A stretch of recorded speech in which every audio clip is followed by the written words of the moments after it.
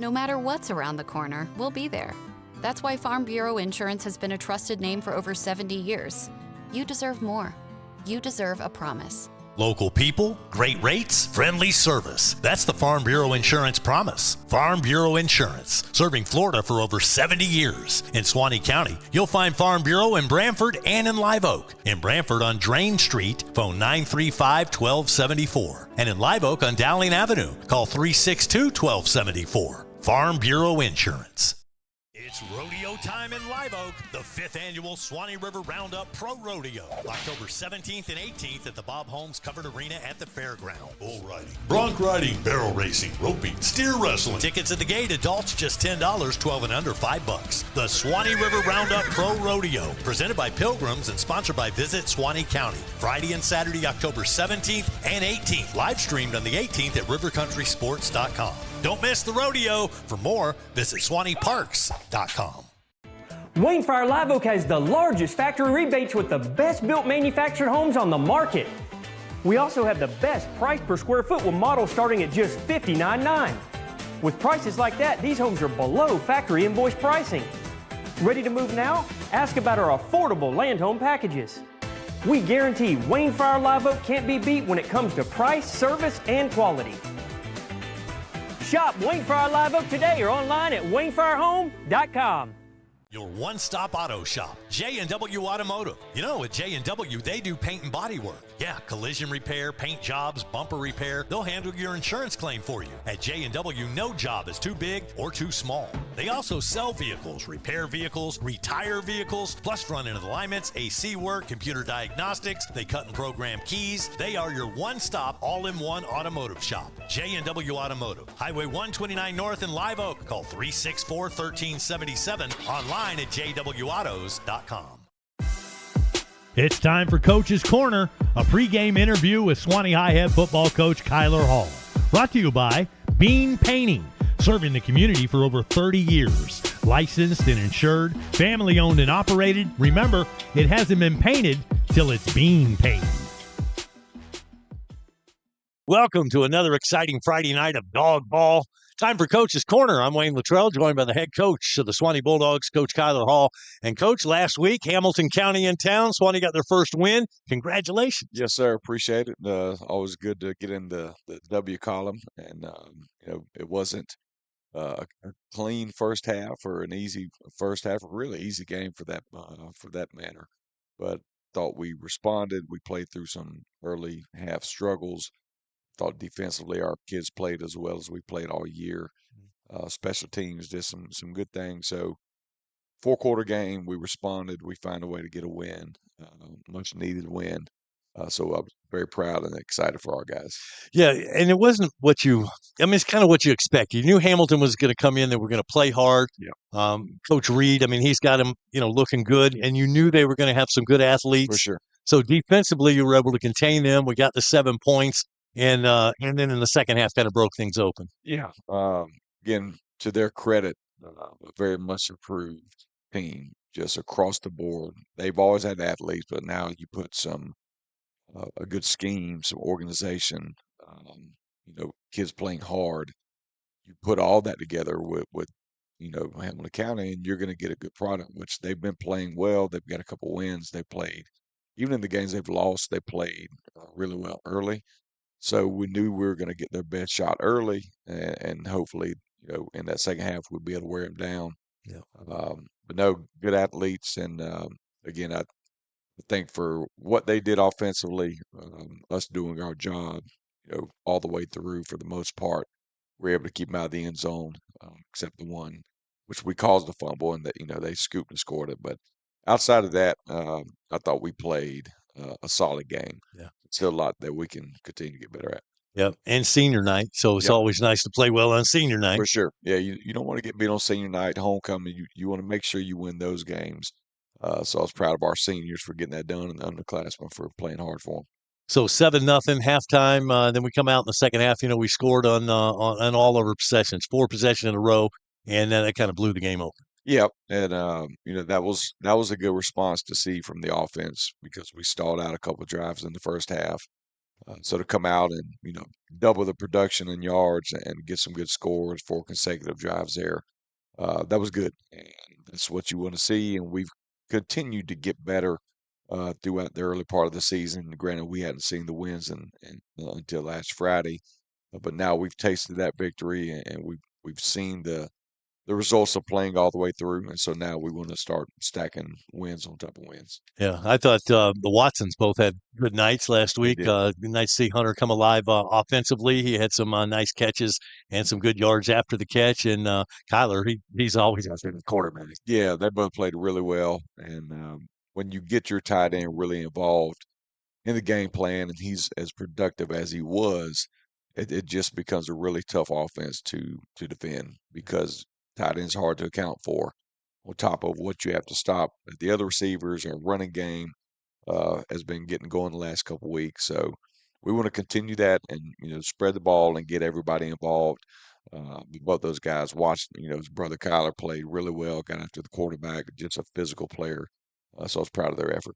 And running back wise, I thought Lou Jack had another great night. And I know we call him a freshman because he is a freshman, but he seems to be growing each and every game For sure. and play well defensively. And then nice to see him get some yards offensively. Yeah, it was good to see Lou back in the mix. Missed the Godby game, so getting his legs back underneath and ran the ball hard. And then what you've seen with Bono the last 2 weeks. So now having both those guys back there, getting a lot of reps, and they complement each other very well.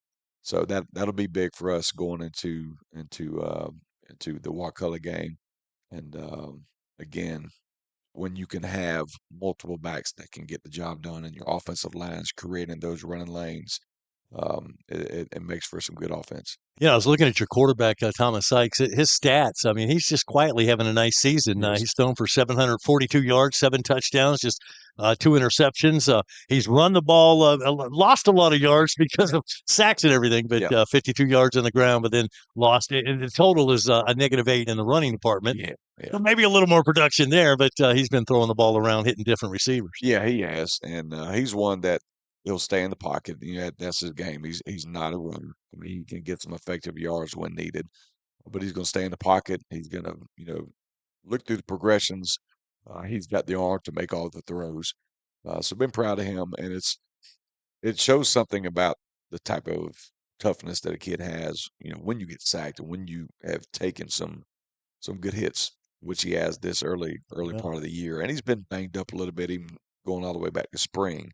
But he continues to come back, and he's got the weapons outside, and he's distributing the ball, making good decisions. So if we can keep the turnovers down and continue to do what we've been doing the last couple of weeks, then I believe this back half of the season we're going to see some really good things. All right, 34-6. That's the final score. Suwannee getting the win over Hamilton County last Friday night. Now ready for Wakulla.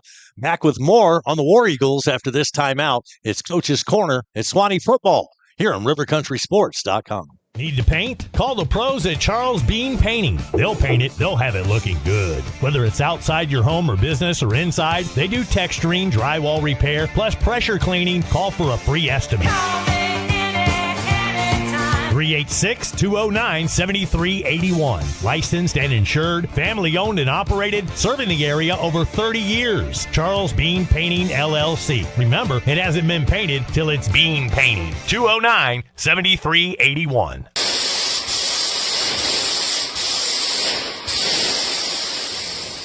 Welcome back, Coach's Corner here on a Friday night, getting ready to do battle here at Langford Stadium against the Wakulla War Eagles. Kickoff coming up at 7:30, so come on out and root on the Dogs.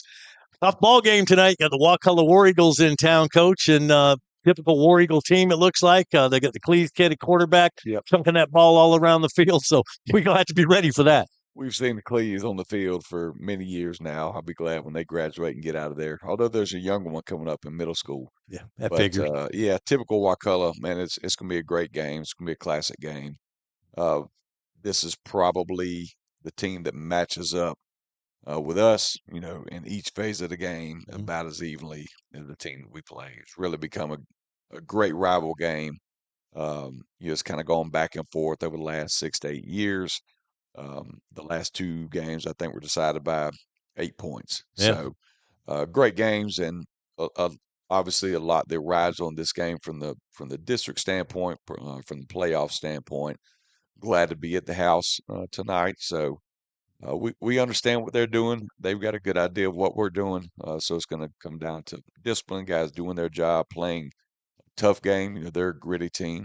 But man, looking forward to this battle.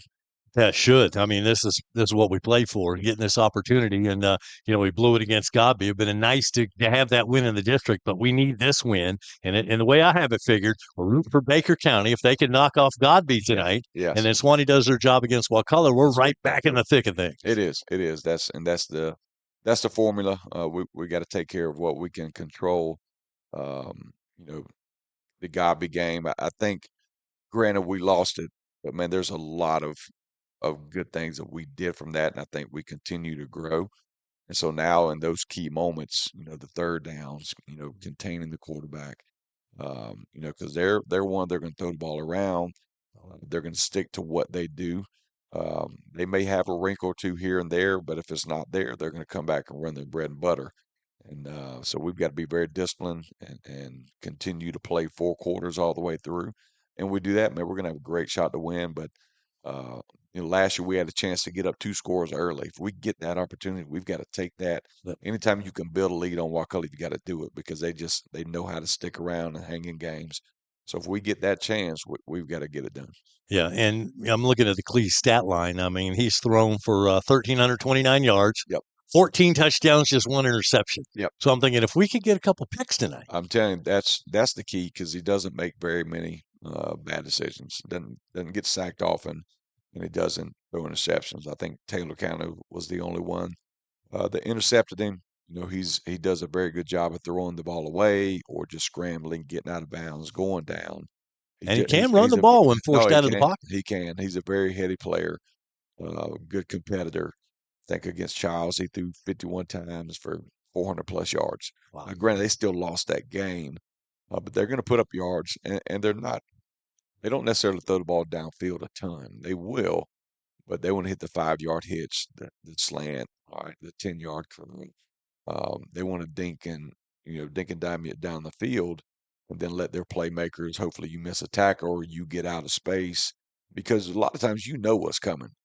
And they're going to continue to run it over and over and over, hoping that you get out of position, you get undisciplined, don't look at your key where you're supposed to be. So there's not a lot of tricks to them.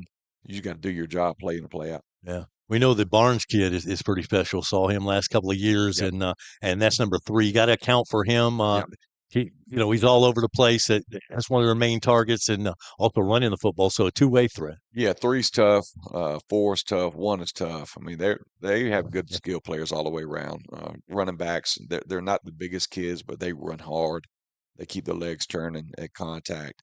So man, just a solid team that we saw them this summer at one of our summer camps. So it was chippy, and there was a lot of things that were said both ways, but they were very confident and cocky with their style of play. So if anything, there's a little bit added motivation for our kids, because they remember that camp. But again, this is one that's always circled and highlighted on the calendar, not just because of the district, but just because of the way this game has always been played. Talk about their skill kids, but I understand they have a kid on that offensive line, number 56. This is pretty special. I was reading his stat line, 12 pancake blocks coming into this one. Yeah, maybe the grittiest offensive line. And we've seen some good O-lines this year. But, man, they get after it, and they play through the whistle. They're going to stay on the blocks. They're going to hold you. They're going to frustrate you. So you've got to get ready to battle with those guys, because, man, they're just tough. It's a typical Wakulla group. But we have to match and surpass that intensity and that physicality.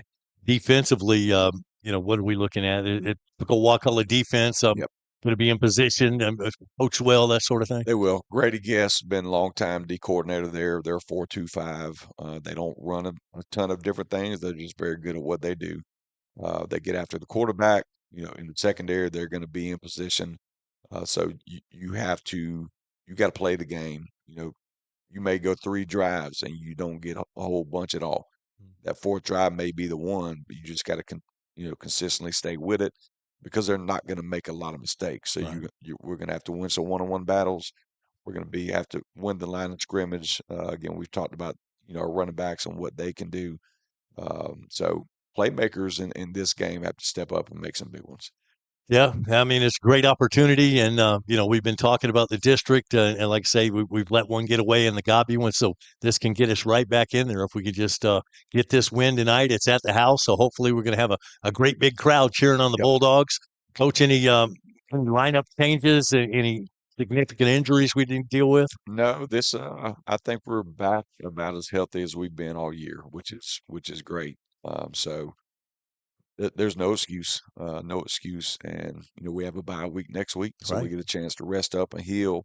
Man, you got to go. Let's lay it all on the line tonight in Baker County, and then get that win over Gabi, and then we face the Wildcats. Man, we got a plan. Hey, there's nothing like going to that off week, off a big win, district win on top of that. So man, it's there. Let's go get it. And again, we're fully ready to go. They'll be ready. It's going to be a great game. All right, Coach. Good luck tonight. Thank you, Wayne. Stay tuned. Andy Day is going to join us in the press box right after this timeout. It's Coach's Corner. You're watching Suwannee Bulldog football. Dog ball on a Friday night here on RiverCountrySports.com. Coach's Corner, brought to you by Bean Painting, serving the community for over 30 years. Licensed and insured, family owned and operated. Remember, it hasn't been painted till it's bean painting. Looking for the perfect spot for family dinner or catching the game? Beef O'Brady's is all about great food, friendly service, and fun for everyone. From their famous wings to hearty entrees, there's something for everyone at the table. Beef O'Brady's of Live Oak, where every visit feels like home. See you tonight. What is kinetic fiber internet? It's internet at the speed of light that helps you do everything better. It's a dedicated connection to your home that keeps everyone connected at the same time.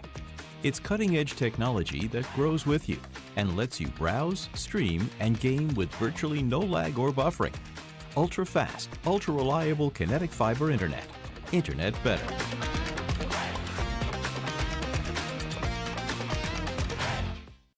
What's up, guys? Welcome to Van Carpet One. For 78 years, we've been your local family-owned and operated floor covering store, and we can't wait to serve you. Let's go check out some of the stuff we've got and say hey to the guys. Hey guys, this is Michael Van here at Van Carpet One. Wanted to show you our huge display of carpet. Got about 1,000 rolls for you that we can order. We also keep about 100 in stock that are on clearance, so please come down and give us a visit. We appreciate it. Come in and see the largest tile collection in North Florida. Van Carpet One has every tile you could possibly imagine. If you can't find it here, they don't make it. Guys, take a look at this. This is just some of our options in waterproof vinyl plank, where we have the largest selection anywhere around here, including over 70 pallets in stock, ready to go right now. Come in and see our fantastic selection of elegant hardwood too, followed up by fantastic service that you expect from a company like Van Carpet One. Come on in and see us. We can't wait to serve you. And that's a boom shakalaka.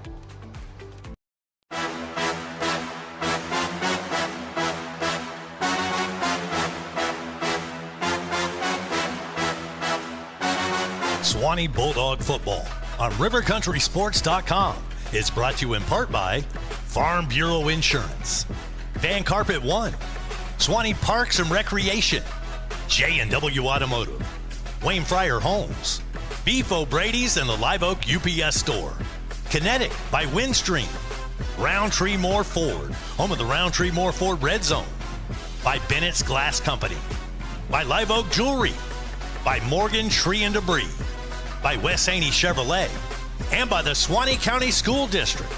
Suwannee High Bulldog football, live here on RiverCountrySports.com.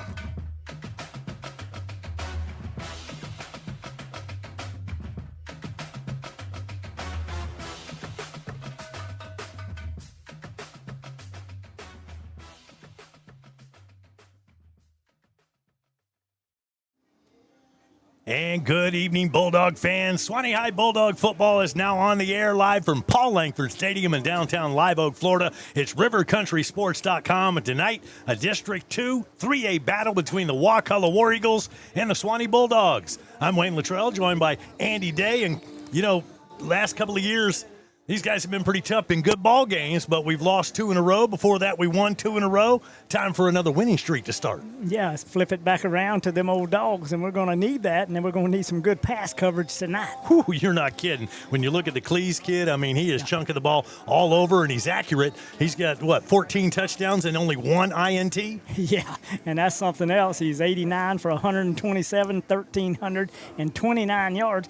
And he can also run the ball if he has to get out of the pocket. 22 carries, 175. So you're going to have to keep him in between the tackles. No doubt about that. And he's got some weapons. The Barnes kid, number 3, you got to watch 1 and 4. I mean, they have got some athletes on this team. Yeah, Barnes has always been trouble to us, and he has 32 receptions, 575 yards. Then you can look into their backfield. Now, they like to throw it, but the running back to watch is number 2, Washington. Yeah. He has 28 carries, 253 yards. Yeah, he's a senior. The Barnes kid, when you look at his production, he scored 5 touchdowns receiving the ball and 3 more on the ground. Yeah, so he can do it all. He can, and Suwannee's going to counter that. Thomas Sykes coming into the game, 58 of 117 this year, 742 yards, 7 touchdowns, just 2 interceptions. But when it comes to running the ball, now he's rushed 24 times this year, 52 yards, but then he's lost 60 yards via the sack, so that's a -8 if you add that all up. Man, mercies.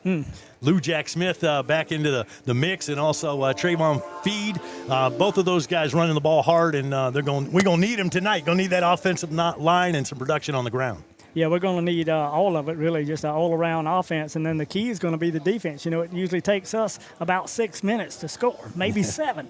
And we cannot give up the big play, and I think that's going to be one of the biggest keys defensively is for the defensive backs to read their keys. Yeah. Don't look into the backfield, cover your man until you know you can come up. That's exactly right. We'll see what happens. Going to be a good one. Wakulla at Suwannee. We'll be back with Suwannee starting lineups after this. It's Bulldog football on RiverCountrySports.com.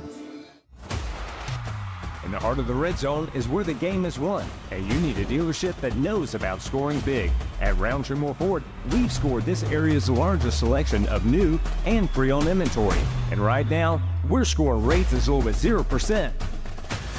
It's time to get out of the stands and score big in the Roundtree Moore Ford red zone. At Roundtree Moore Ford, the customer always wins. So make your next ride a touchdown at RoundtreeMoreFord.com today. Uh-oh, better call Bennett's. When it comes to glass, in this area, folks know to call Bennett's Glass Company. Serving Live Oak and the surrounding areas for over 50 years. Their reputation speaks for itself. From commercial to residential, new construction, remodeling, custom glass, auto glass, shower doors, mirrors. Tell your insurance company you want Bennett's. Bennett's Glass Company on Gold Kiss Boulevard in Live Oak, 386-362-2295. When glass breaks, better call Bennett's. It's a district showdown tonight as the Dogs host the War Eagles of Wakulla. Stop by Live at Jewelry and check out our fall lineup of Lorimar and opal inlay selections from Classic of New York, ring designs by Rigo, and earring selections from Spitzer Designs. You'll find it all at Live Oak Jewelry and at great savings. And don't forget our repair and remount services. It's all at Live Oak Jewelry, proudly serving the Suwannee County area for 79 years. Carl, it's hurricane season again, and you still haven't cleared last year's debris. When you gonna get that done? I just don't know when I'll have the time. Besides, there's too much for me to do all by myself. Well, if you can't get it done, I know someone who can. Morgan Tree and Debris can make short work of those trees. Give them a call today and stop worrying. Morgan Tree and Debris has all the right machinery to give you the results you need. Contact them at 386-249-0472. Tell them you heard about them on River Country Sports. Back here at Langford Stadium, the coin toss just moments ago. The Dogs win the toss. They defer to the second half, so Wakulla will get the first crack offensively. Here's what Suwannee will look like offensively tonight. Getting the start at quarterback, it's Thomas Sykes. In the backfield, Lou Jack Smith. The wide receivers, Coy Fryer, Jamarcus Cherry, and Ty Moses. The starting tight end will be Hunter Watson. On that offensive line, Blaine Cruz is your center. The guards are Reese Bronson and Brody Bean, and the tackles, Colton Hagedorn and Dalton Crosno. Now that Dirty Dog defense. Boy, now start just like this. Your defensive end will be Kyler Watson, the nose guard, big old Ja'Cory Brown, tackle Colton Hagedorn. And at the other end, another Watson, old Hunter Watson. He'll always do a good job. Then at the linebacker positions, Josh Johnson, Travis Fed, and Jack Harrington. And finally, the two corners, Bubba Lovett along with Kyle Brown. Then number 1, Jamarcus Cherry, and Coy Fryer will be the rover. So it'll look like that for the Dogs, and they're going to have to do some double hunkering down tonight. And the Dogs getting ready to break through the banner. I see the smoke, and we're waiting for them. They're getting ready to go, coming out of that Wesley Silas Fieldhouse, ready to break through that banner and make their way to their side of the stadium. Now, Wakulla is dressed in North Carolina blue. I don't remember the powder blue for these guys. Am I mistaken? No, I don't think you're mistaken. It's usually the true red, white, and blue, or either a darker navy blue or something like that. Yeah. But the Carolina blue is easy to see. Yeah, well, there you go. So we got that going for us. And here come the Dogs carrying that big old American flag and a couple of Suwannee flags. And we're about ready for action. We'll take a quick time out here. Be back with the opening kickoff after this on rivercountrysports.com.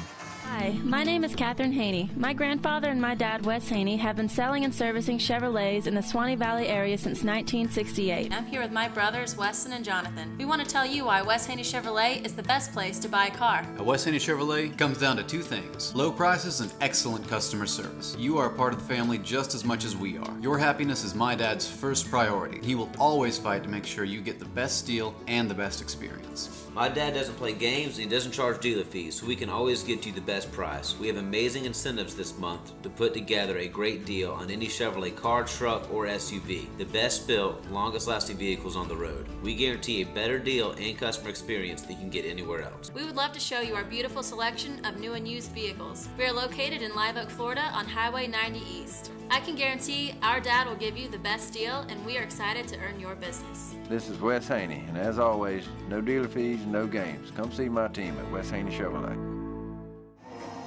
Paul Langford Stadium, downtown Live Oak, Florida. The stadium looks pretty full, but there's still room for you. So if you're driving around wondering, what am I going to do on a Friday night? Come on out here, enjoy a good high school football game. Big district matchup tonight between Wakulla and Suwannee. And the Dogs getting ready to tee the ball up at the 40-yard line, and then we'll get this game underway. Wakulla comes into this game with a 2-2 record. Suwannee comes in at 1-4.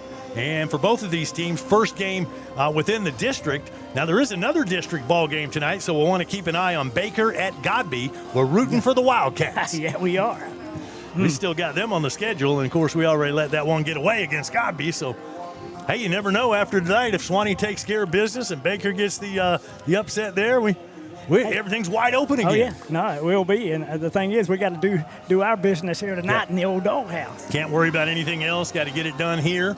And we'll see how this thing goes. 12 minutes on the clock. And I'm not sure what the delay was. Wakulla was lined up, ready to receive the kick. Now they go back to their sideline, and Suwannee has yet to spread out there at the 40. Yeah, I know Suwannee came to their sideline first, so.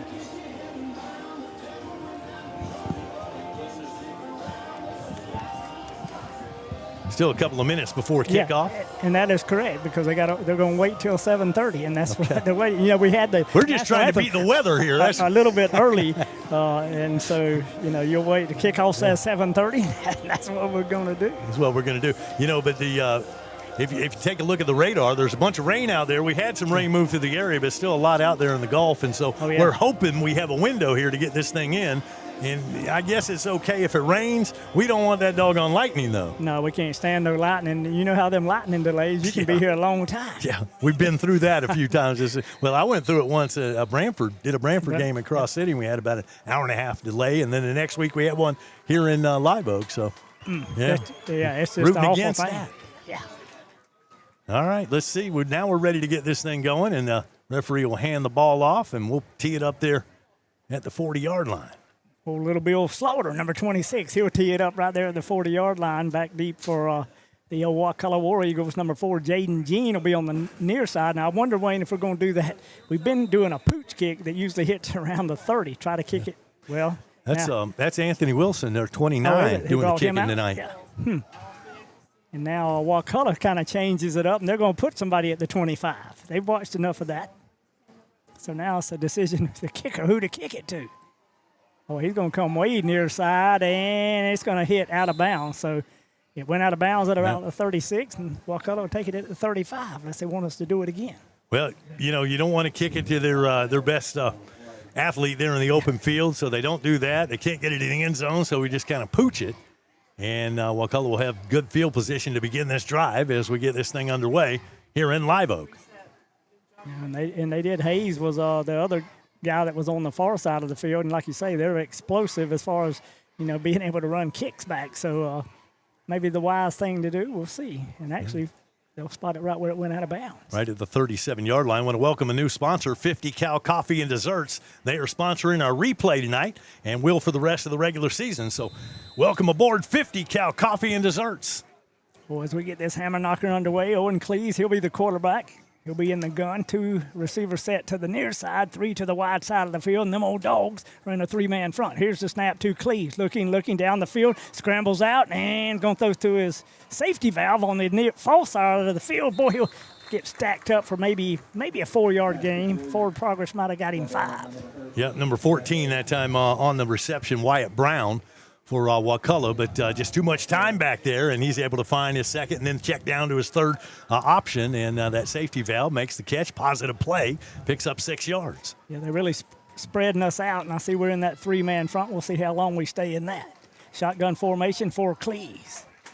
Backer stacked in behind that 3-man front. We got on those green jerseys and those black pants. Now we'll slide to the strong side. Now we're going wherever that running back's going, and that's Washington. Here it is, handoff to Washington. No, Cleese keeps it himself to the near side, finds a big hole, and there's a flag. We're hoping it's a hold because he'd had more than enough for the first down, probably gained 10. Yeah, I believe that's what it was. He faked the handoff that time, kept it himself, and this is going to go against Wakulla and going to back him up after the positive play there by the quarterback. And the stop made on that play looks like Fryer going to get credit with the stop, but this is going to back him up. Yeah, made it into the secondary, but there was a holding penalty right around the 45, so that'll back Wakulla back up to the 35-yard line. It'll be second down and about 12. All right. See what they do here, and they like to spread it out. Like I say, they throw the football a lot. Yeah, this time empty backfield. They've got 5 receivers. Cleese will be in the gun, trips to the near side. 2 receivers far side of the field. Suwannee in the 3-man front, and they got us all spread out as well. Waiting for the snap is Cleese. Here's the snap. Cleese looking to his left. No, he's just going to quarterback run it with that 3-man front across the 40 to the 45, and we hammer him right around the 48-yard line, and he'll get a first down. Cherry is the man that did the hammering there, but quarterback saw the opening, just 3 rush and kind of spread everybody out, and he's got that opening lane in the middle, took advantage of it. Well, the thing is, you got to cover these 5 receivers, and your linebackers can't step in too early if he doesn't take off for somebody to be right across the middle. So, man, pretty good game plan so far. No doubt. Cleese in the gun, single back in the backfield. That'll be Washington. He'll be to the near side. They got stacked receivers on the far side of the field in a short slot. And they'll hand off this time to Washington. He'll take it right up the middle of the field. Boy, he just pounds his way across the 45 and end up somewhere around the 41. And actually, that's number 26, Armin Lindsay. And Travis Fee making the tackle there. But a nice little pickup there. First running play for number 28. Figured he was going to get his share of carries tonight. Oh, yeah. Shane Lewis. See what they do here. They'll run one back out of the game and bring number 2 into the backfield, and that's Jeremiah Washington. He'll be the single back in the backfield, standing right behind Cleese. Stacked receivers near side this time. We're still in that 3-man front. Now Washington gets set left, and handoff Washington tries to run a little trap play that gets him all the way to the 35. Pickup of about 5 yards. Yeah, didn't get as much that time, but he got enough. That's a positive play, and so far every play they've run has been a positive play. Washington with a nice pickup there on first down. Yeah, if it wasn't for the holding penalty, they'd probably be somewhere inside the Roundtree Moore Ford red zone. I think you're right. Maybe we can get another one of those. Need to do something to slow them down here. Up to the line of scrimmage. Cleese in the gun, single back. 2 receivers set. They're stacked on the far side. And a handoff this time to number 2. That's Washington. He cuts it to the outside. Boy, we got him down to jersey, and we sling him down right at the 35-yard line. Yeah, didn't get him by the defensive end that time. Hunter Watson made a nice play. Pretty good job by the Dog defense that time, and I was actually surprised that they ran the ball on second down to bring up a third, and we'll call it about 5 yards from the 35-yard line. No gain on that last play. Got to get him here on third. 4 wide receiver set, stacked on both sides. Single back in the backfield. That'll be Washington. Cleese in the gun, and Let's see. Yeah, I think they're going to have to burn a timeout here. And so Wakulla, something didn't look right, and quarterback calls a timeout. 8:56 showing in the first quarter clock. No score on rivercountrysports.com. Your one-stop auto shop, J&W Automotive. You know, at J&W, they do paint and body work. Yeah, collision repair, paint jobs, bumper repair. They'll handle your insurance claim for you. At J&W, no job is too big or too small. They also sell vehicles, repair vehicles, retire vehicles, plus front-end alignments, AC work, computer diagnostics. They cut and program keys. They are your one-stop, all-in-one automotive shop. J&W Automotive. Highway 129 North in Live Oak. Call 364-1377. Online at jwautos.com. Wayne Luttrell, Andy Day here at Langford Stadium. I got an extra mic just in case Tom showed up tonight, but I guess he's watching the stream. If you're out there, Tom, go Bulldogs. Oh, yeah. He's probably thinking it was going to rain tonight. Well, and he might be right. The night's not over yet. Still some rain out there, but hopefully we can get this game in without it. Hopefully so. Wakulla back on the field. Them old dogs digging in on the other side. Shotgun formation for Cleese. 3 receivers set on the far side. Got a short slot and one here to the near hash. Now they'll bring motion with number 11. And ball never moved. Nah. He went in a lot of motion. Yeah. And that's going to cost him 5 yards coming out of the timeout. Yeah, and that was Bryce Manning. He went in motion, but he had already cut up to the – well, I think there was 2 of them, actually. Yeah. So, yeah, wow. Well, now they get a 3rd and 10. Of course, that normally doesn't slow this team down. They'll stay with the same formation. They will, and they'll probably run the same play. 3-man front for them old dogs. Cleese in the gun. They'll bring motion with number 11 again. And again, a whistle, and again, it's going to be the same call, false start. Yeah, and he must have started early. Maybe number 1 moved on the near side. That's Brandon Hayes. He's one of those go-to receivers.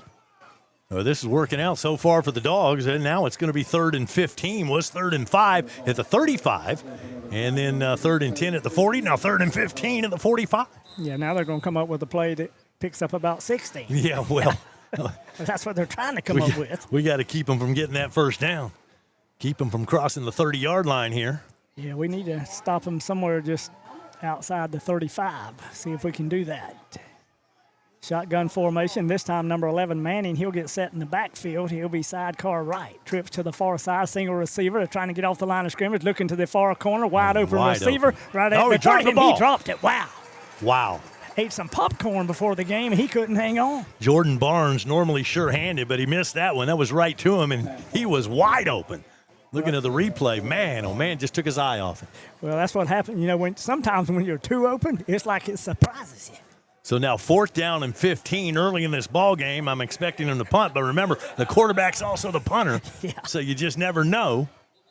Ball is in the Suwannee side of the 50 at the 45-yard line. Owen Cleese, he'll stand in punt formation. He'll stand around the 42 or 43-yard line. Back deep for the Dogs will be number 10. That's old Coy the Boy Fryer. Well, Hamilton pulled off one last week, so. Yeah. Oh, yeah. I'm sure they saw that film. Yeah. But it's kind of early. I'm expecting they'll punt it here. They may, and it was 3 penalties in a row. I mean, they backed up on the legal procedures. So, you'd have been 3rd and 5. This time he punts it low, line drive, kicks, going to hit somewhere around the 15, and we're just going to let it go. And, boy, it is going to roll all the way inside the 3. Mercy. Yeah, I might want to pick that one up and get a little bit of positive yardage there. But anyway, Suwannee football when we come back on rivercountrysports.com. Excellence in academic and clubs. Tradition, family, future. Foundations for lifelong learning. Leadership begins here. Careers start here. Curiosity meets opportunity. Building the leaders of tomorrow. Learning begins with love. One district, every student, every day. The Suwannee County School District, my choice for high-quality education.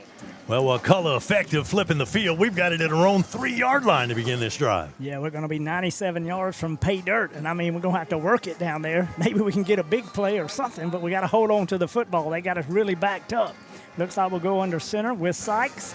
And we got 3 in the backfield, handoff 3rd back through. We try to run it off tackle. Boy, they stack us up. Maybe got to the 4.5. Yeah, didn't get a whole lot there. Maybe a yard, like you say. But had a couple of extra blockers there going under center, playing some power football. And just trying to get out of harm's way there on the running play. Yeah, and big old 45 in the center for them. He's one of those that makes a lot of tackles, so you got to watch him. He's the big nose guard, or if you want to call him a nose tackle, whatever. He can roam. Picked up a yard, 2nd and 9 now from our own 4-yard line. This time we'll have trips to the near side. That's the short side of the field, single back in the backfield. And we'll be in the gun. Here's the snap to Sykes. Looking, boy, Fryer was wide open, and across the middle, he hits him in stride, up to the 25 to 30.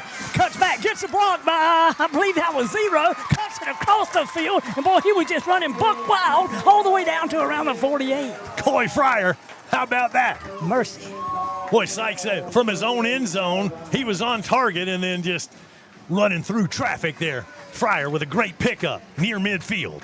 I was just glad I saw Fryer coming open, and I said, man, I hope he throws it. And he did. Got a good block by Moses down the field. Suwannee in business, 48-yard line with the new set of downs. 2 receivers to the far side. Got a short slot, and that'll be Hunter Watson. Shotgun formation. Lou Jack goes out of there. Lou Jack gets it in stride up to the 40. Lou Jack to the 35. Lou Jack to the 30. Lou Jack to the 20. And let's see, he gets pushed out of bounds. And we'll have to see where he actually stepped out. Probably somewhere around the 14. Just a little swing pass out of the backfield. Lou Jack Smith makes the catch and then gets that motor running and gets all the way inside that Roundtree Moore Ford red zone. It'll be first down at around the 14-yard line for the Dogs. Wow, we were just at the 3-yard line. Not even about 35 seconds ago. Whew. Hey, it's not in the end zone yet. More work to do. Dogs up to the line of scrimmage. 2 receivers set to the near side, 1 to the far side of the field. That'll be Fryer. Single back, and the quick pass across the middle, and we hit him. We make the reception. We'll get it all the way down to the 6, maybe just a little inside of there. Boy, play action pass, and he went right over the middle of that defense. Hits his tight end. Yeah. That was a gutsy throw right there. It was, and, Watson had caught a few passes last week, kind of got in his groove, so pretty good deal. But like you say, he was throwing right into those linebackers. That was a 7-yard pickup, 2nd and 3 now. Dogs kind of in tight this time. Shotgun formation. Lou Jack's back there. Handoff Lou Jack. Boy, he does a little spin move, but he's going nowhere. Back to the line of scrimmage, and that's it. Well, it's always tough, when you get down inside that red zone, and especially as you get closer to the end zone, that defense tightens up. And that's going to bring up 3rd down here. Well, they got some pretty good ones on that defensive front, across the way. But them Dogs of Suwannee, that offensive front's going to have to make some movement. Maybe even the old push, something. But we're not under center. Shotgun formation. Lou Jack will be sidecar left. Watson will come and get set to the near side. 2 receivers near side, and we're looking toward the sideline. And I don't know if we're going to call a timeout or change the play. I think we're going to change the play at the line of scrimmage. Here we go, looking for Fryer in the corner. Boy, they got us by the jersey. We throw it, jump pass, and we catch it. Oh, my. Somebody say, oh, my. Give that Moses 6, and it was like parting the blue sea. Ty Moses, what a catch in traffic, and he just out-jumped the defensive back and made that catch right there in the corner of the end zone. Wow. Touchdown, Dogs. Goodness gracious. Who would have thought that? I thought it was going to be INT. Yeah, I was a little worried about it myself, but he threaded the needle. Thomas Rhett to Ty Moses. And here we go again. Here's a snap down on the tee, up, end over end. And it is good, and them old Dogs get 7 here early. 7-0 Suwannee leads, 5:37 showing on the first quarter clock. It's Dog Ball on RiverCountrySports.com. No matter what the road ahead brings, we'll be there. That's why Farm Bureau Insurance has been a trusted name for over 70 years. You deserve more. You deserve a promise. Local people, great rates, friendly service. That's the Farm Bureau Insurance promise. Farm Bureau Insurance, serving Florida for over 70 years. In Suwannee County, you'll find Farm Bureau in Brantford and in Live Oak. In Brantford on Drain Street, phone 935-1274. And in Live Oak on Dowling Avenue, call 362-1274. Farm Bureau Insurance. Sykes to Moses into the end zone for a touchdown for Ty Moses, his 3rd touchdown reception of the year. And for Thomas Sykes, that was his 8th touchdown pass. The Dogs looking good early. Long way to go in this ball game. It's 5:37 here in the first quarter. Wakulla moved the football down the field, but then they had some miscues, kind of shot themselves in the foot with 3 penalties in a row, ended up having to punt, pin the Dogs back at their own 3, but Suwannee marches quickly down the field, and let's see, 1, 2, 3, 4, 5, 6 plays later into the end zone, and Suwannee on the board. 7-0 right now, Dogs lead. Yeah, and that was an impressive drive, and it didn't take as long as it has been taking. Didn't eat up as much clock as I would have liked it to, but we got 7 points. Hey, I'll take that any day of the week. You know, you're right. I want to keep them on the sideline, but if you score, I'm all about that. Oh, yeah. Some good play calling and a couple of good – that was a great catch by Moses. He just took it away from the defensive back. That was just want to. Made a great play there.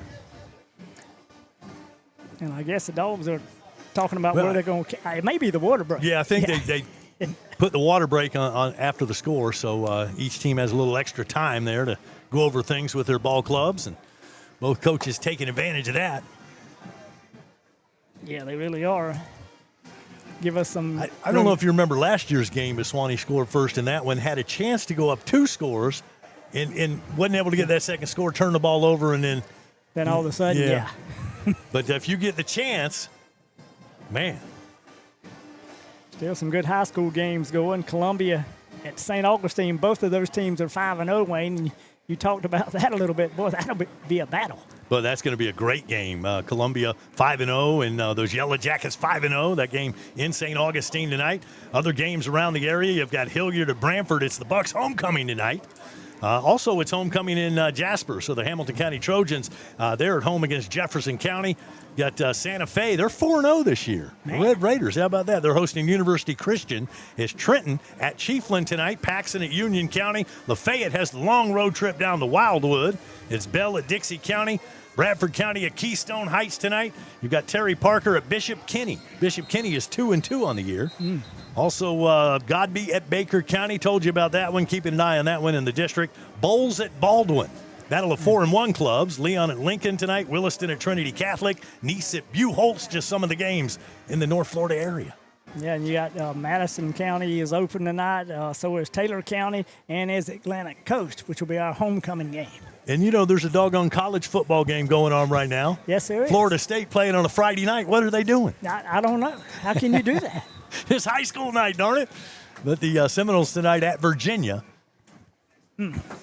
So good luck to the Noles there in the ACC.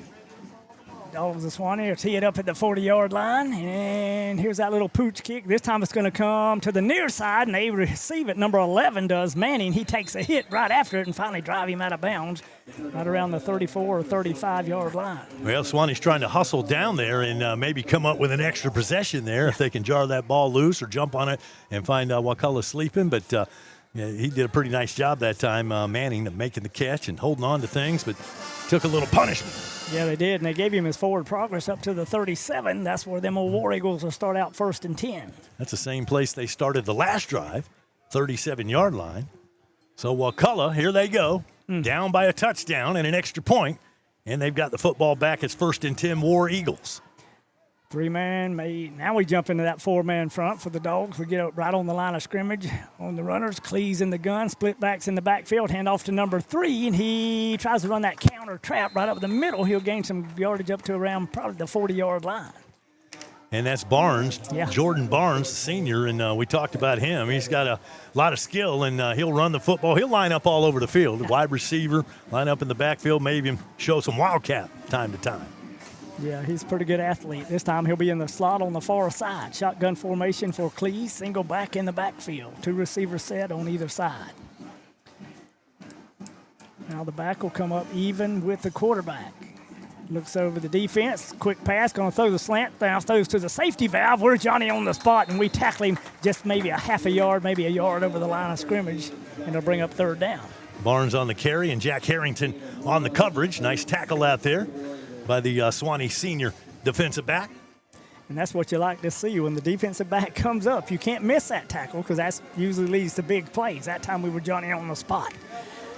3rd down and hunker down time for the Dogs. 4:28 to go here in the first quarter. Shotgun formation for Cleese. Receivers all over the football field, 3-man front. Here's Cleese going to step up. Every time he sees a 3-man front, he's going to run it, and he'll pick up the first down and then some across the 50-yard line. Yeah, Suwannee drops into coverage and doing a nice job of covering the backs there, but the middle of the field is wide open. And Cleese just runs through that and ends up getting the first down. Well, and that's the thing with the 3-man front. And if you look, the linebackers backed off the line of scrimmage probably 7 or 8 yards. So kind of tough. You're going to pick up 5 anyway. Wakulla ready to go. Dogs digging in. We're in the 4-man front. Shotgun formation for Cleese. Looking, quick pass to the outside to Barnes. He makes the reception. We hammer him to the turf, actually drive him forward and give him another yard gain. That's a quick little pass right there at the line of scrimmage and just trying to make a move and make someone miss. And Suwannee does a pretty decent job of bottling that, but a positive play once again, and he ends up picking up positive yardage, about 4 yards on maybe 3 or 4 yards on that catch. 2 receivers set to the near side, 1 to the far side. Shotgun formation for Owen Cleese. Single back in the backfield. And they're going to run it with number 2. That's Washington. Finds a hole off the right side. Still driving his legs. We finally stand him up around the 36, and we drive him backwards. But that's going to probably be a first down. Well, it's going to be close to that first down marker. Just depends on the spot. Let's see where they put the ball down. Yeah, that's enough. First down, they got it at the 35 now. Yeah, they gave him some pretty good forward progress. Got one of them left-footed spots. They did that time. I thought we had him right at that line, but anyway, 1st and 10, Wakulla. We need those 3 penalties back now. Yeah. I think it started happening about now. About that point in the field, yeah. Yeah, 1st and 10, Wakulla. They're up to the line of scrimmage. Cleese in the gun, single back in the backfield. And now that single back will get set, and that's Washington. Got a short slot on this side. We shift, and they're going to throw toward the end zone. We turn around, and pretty good man-on-man on the far side, and it'll be incomplete. Yeah, that was good coverage out there by Brown. I mean, he was right in front of his man, and the receiver just couldn't get into his pattern there, but nice job of slowing him down, and an incomplete pass. Yeah, and he was looking for pay dirt all the way was quarterback. That was just the call, and just run really a fly pattern down the far side of the field. The only thing that troubles me is the time that Cleese has to operate back there. I'd like to see a little pressure put on him. I'm looking for one of them Watsons. And of course, they're doing what they have to do, trying to keep those ends sealed, but keeping them inside that pocket. And quarterback has been able to wind his way through traffic a couple of times, picking up first downs. 4-man front for the Dogs. Shotgun formation for Cleese. Single back, and they hand off the single back coming to the near side. We pin him up. We got him around the shoulder pads. Finally drive him to the turf around the 31. Travis Feed that time on the tackle. And so we got him here on 3rd down once again. See if we can hold on this time. 3rd down, it's going to be about 3rd and 7. They can throw that short pass, and we'll see if we play right up on the line of scrimmage as far as the DBs when they come to the line. Like I say, number 2 out there on the far side. We'll be backed off a little bit. So empty backfield. Yeah, shotgun formation for Cleese. Receivers all over the field, and Manning will come in motion in front. Looking for Manning on that out pattern. No, Cleese turns it up the field, and he's got a lot of field to work with. Back to the 30. We hit him right around the 27. He's going to be short of the first down. Yes, he will. But again, that quarterback, he looks downfield, everybody's covered, and he just takes off, winding through traffic. Yeah, it makes it pretty tough. I mean, because you got to cover your receivers until he does decide to approach or get by the line of scrimmage. Going to be 4th down at about 2, and imagine they're going for it here. Oh, yeah. And it's Suwannee's 27-yard line. Trips to the far side of the field, 2 receivers near side. I'm talking a naked backfield except for Cleese. He'll be in the gun. We're still in that old 3-man front. That old linebacker backed off about 7 yards, and maybe they call timeout. Yeah, Wakulla uses a timeout here. We'll take a timeout as well on rivercountrysports.com. It's rodeo time in Live Oak, the 5th annual Suwannee River Roundup Pro Rodeo, October 17th and 18th at the Bob Holmes Covered Arena at the fairground. Bull riding, bronc riding, barrel racing, roping, steer wrestling. Tickets at the gate, adults just $10, 12 and under $5. The Suwannee River Roundup Pro Rodeo, presented by Pilgrims and sponsored by Visit Suwannee County. Friday and Saturday, October 17th and 18th. Live streamed on the 18th at rivercountrysports.com. Don't miss the rodeo. For more, visit SuwanneeParks.com. Hey, looking to score big? Suwannee Graphics is your one-stop shop for all of your printing needs. See them for whatever you need printed. Give them a call today, 362-1848, or stop by. Their shop is on 129 North in Live Oak. Suwannee Graphics are proud supporters of Suwannee Bulldog football. Now the Dogs hold on to a 7-0 lead, but Wakulla on a 4th and 2 here at Suwannee's 27-yard line. Dogs need to dig in, need a big defensive play here. Yeah, and we talked about the quarterback. I mean, he can run the football, and the thing about it, I mean, he's like 6'2" and close to 200 pounds. So we'll see what they do here. And a senior, been in that offense coming into the game, over 1,300 yards through the air, and he's also got some pretty good yards on the ground, a couple of hundred yards there. And they he's got his yards tonight. Keeping us in that 3-man front. Shotgun formation. Receivers all over the place. Number 12 will come in motion this time. That's Randolph. Looking for 12 out there. Throw to 12. He makes the catch, and he'll get the first down by about 2 yards. Didn't get it by much. Good coverage out there, but he had enough. Harrington on the coverage, but doggone if he didn't get enough for the first down. He needed a couple of yards. I think he got about 3. He needed 2. 1st and 10, Wakulla. See if we can keep him out of the Roundtree Moore Ford red zone, and I guess our coach wants to talk to the official. He's knocking on the red zone door right now at the 23-yard line. Mm-hmm. So that ended up being a 5-yard pickup on that 4th down conversion. And not sure what that's Coach Cleese down there. That's QB's dad. And he's jawing at the official, not sure exactly what the issue is. You know, you also got Walker Cleves, who plays defense for them. Yeah. So. And we come to the end of the first quarter. With your score, Suwannee 7 and Wakulla nothing. It's Bulldog football on rivercountrysports.com. Uh-oh, better call Bennett's. When it comes to glass, in this area, folks know to call Bennett's Glass Company. Serving Live Oak and the surrounding areas for over 50 years. Their reputation speaks for itself. From commercial to residential, new construction, remodeling, custom glass, auto glass, shower doors, mirrors. Tell your insurance company you want Bennett's. Bennett's Glass Company on Gold Kiss Boulevard in Live Oak, 386-362-2295. When glass breaks, better call Bennett's. Excellence in academic and clubs. Tradition, family, future. Foundations for lifelong learning. Leadership begins here. Careers start here. Curiosity meets opportunity. Building the leaders of tomorrow. Learning begins with love. One district, every student, every day. The Suwannee County School District, my choice for high-quality education. Quick update on the college football game in the second quarter. 10:37 on the clock. Virginia 7, Florida State nothing. Goodness. I can't even worry about that. Yeah. Man, oh man, what are they doing on a Friday night? I'm telling you, that's high school night. Here we go, Wakulla after the first down.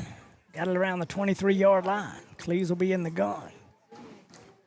Receivers all over the field. This time, Cleve, boy, they got us mugged. Should be a flag on that, and he does see it. Yeah. And so it'll be all for naught. He can just walk into the end zone if he wants to, but it won't matter. He walks out of bounds, but had our defensive end held, and that was a pretty obvious one. So that one's going to come back. Yeah, certainly. And I saw the official. He was trying to get that flag out of the pocket. That'll be just what the doggy ordered. You can get away with it sometimes, but not when the official's standing right there looking at you. So he got caught for holding, and that's going to back him up. Move the ball back to the 33-yard line, and it'll be first down over again, but now 1st and 20. Will be. See what Wakulla does here, but they got the big passing game, and they've been going with about a 5 wide receiver set just about every down. Cleves will be in the gun. Dogs in a 3-man front. Here's the snap. Cleese is going to roll to his left, looking, and, boy, he's got some pressure. Still got dogs all over him. Still gets it loose to a wide-open receiver who makes the catch. That's number 12 over there. And, wow, big play, and he was just quarantined. Yeah, Randolph, he just came open, but give that quarterback time. We put some pressure on him, but he finds a receiver, and he's able, and you're right, he's just wide open. Well, he had so much time, and we couldn't get the sack. We were all around him, just couldn't get a hold of him. And that quarterback's why he's only got one interception. He's got that nice scrambling ability and gets a big play there. Second down coming up. Picked up about 15 on that play. Inside the Roundtree Moore Ford red zone for Wakulla. Cleese in the gun. Got a short slot, single back. Hand off to that single back, and that's Washington. Cuts out the middle, got a big hole. He's still running, and we finally bang him up around the 7. And that should be enough for a first down. It'll be 1st and goal now for the Wakulla War Eagles. Suwannee leading 7-0, but right now that lead is being threatened. Wakulla knocking at the door. 1st and goal from the 8-yard line. We need one of those big holding penalties again. That a turnover would be nice. Yeah. They're over there toward the old dark corner here at Paul Langford Stadium. 3 receiver set to the near side. Single back in the backfield. Cleese in the gun. They'll bring motion with number 3, their go-to man, Barnes. Nope. But no, Cleese keeps it right up the middle. And, I don't even think he got a finger laid on him or a paw. I think either one of them would have scored there, but he just runs it in the end zone. Here's the replay on the 50 Cal Coffee and Desserts instant replay camera. And, yeah, no problem there. No. He just waltzes in. Wow. Well, we talked about the fact before the game that Cleese could run the football. So, if pressed to, we're in a 3-man front. He's going to run it all night long. 10-11 on the second quarter clock, and they will line up for the extra point. They've got that doggone goofy swinging gate right now, and they've got it opened. Yeah, Logan Smith is usually their kicker. He's number 25 if you don't see him out there. Yeah, looks like they're lining up for 2. Let's see if they do it. They're going to run 2. Cleese in the gun, and a little option keeps it himself, and we deny him of the goal line. The ball never crossed it, and it'll be no good. And so the 2-point try, no good, and Suwannee holds on to the lead. It's now 7-6. Dogs lead with 10-11 to go until halftime. Bulldog football here on RiverCountrySports.com. Wayne Fire Live Oak has the largest factory rebates with the best built manufactured homes on the market. We also have the best price per square foot with models starting at just $59.9. With prices like that, these homes are below factory invoice pricing. Ready to move now? Ask about our affordable land home packages. We guarantee Wayne Fire Live Oak can't be beat when it comes to price, service, and quality. Shop Wayne Fire Live Oak today or online at WayneFireHome.com. That was a 12-play drive there. We talked about Suwannee working that ball down the field. That time was Wakulla just playing ball control and mixing up the run and the pass. And they get the ball in the end zone on a quarterback run from 8 yards out. But the 2-point try is no good. And Suwannee leads 7-6 here. Second quarter action, 10-11 on the second quarter clock. Let's see if their actual kicker, I don't know if that's 25 or not. It might be number 10 doing the kicking chores. Well, a little pooch kick to the far side, and that's going to go out of bounds, and the Dogs will probably take it at the 35. I would imagine pretty decent field position if you take it at the 35-yard line. Corbett's Mobile Home Supplies in Lake City has everything you need: doors, windows, tubs, showers, plumbing, electrical, power poles, steps, paneling, pre-finished sheetrock, and the list goes on and on. They even have RV parts. Go see Preston or Jason for all of your mobile home needs. That's Corbett's Mobile Home Supplies on Deputy Jeff Davis Lane in Lake City. You'll find them online all the time. Just go to CorbettSupply.com. All right, ball teed up at the 35-yard line, and that's where Suwannee will start out 1st and 10. Dogs lead by a point. And got to keep scoring against these guys, so let's see if we can keep it going. Yeah, we got the football back. We had a pretty good first drive. We've been doing pretty good on scripted first drives. We'll see what we do on this one. Shotgun formation, 4 sides. Bring motion with Fryer to the near side. Sykes looking down the field. Wide open over the middle of the field to the 50, 45, 40. It's number 1, Jamarcus Cherry. And they finally drag him down around the 29. Bull, what a quick pass and great catch over the middle. Yeah, Moses come in motion near side, and then over the middle was Cherry. He just came wide open. They were putting concentration on Moses and Fryer, and that leaves Cherry open. You got to pick your poison, and Jamarcus Cherry makes him pay on that one. He does, all the way down to the 29-yard line, and them old dogs are on the move. Boy, passing game looking sharp here early in this contest. Fryer will go far side this time. And see if Cherry goes with him. He will, and Moses will come to the near side. That's the short side of the field. Single back in the backfield. That'll be old Lou Jack Smith. Shotgun formation for Sykes. Here's the snap. Looking. Cherry's running a down, out, and up. Sykes has to keep it and eat it and push his way forward inside the 30 and somewhere around the 28. I tell you what, though, when Sykes takes off and run, long as he moves that stick forward, gets back past the line of scrimmage, that's a positive play. Yes, it is. So he picks up a yard. It'll be 2nd down and 9. Yeah, I think he was looking for Moses over there, but he was covered. He was covered up, and he got back to that line of scrimmage and then got a yard forward, so nice play.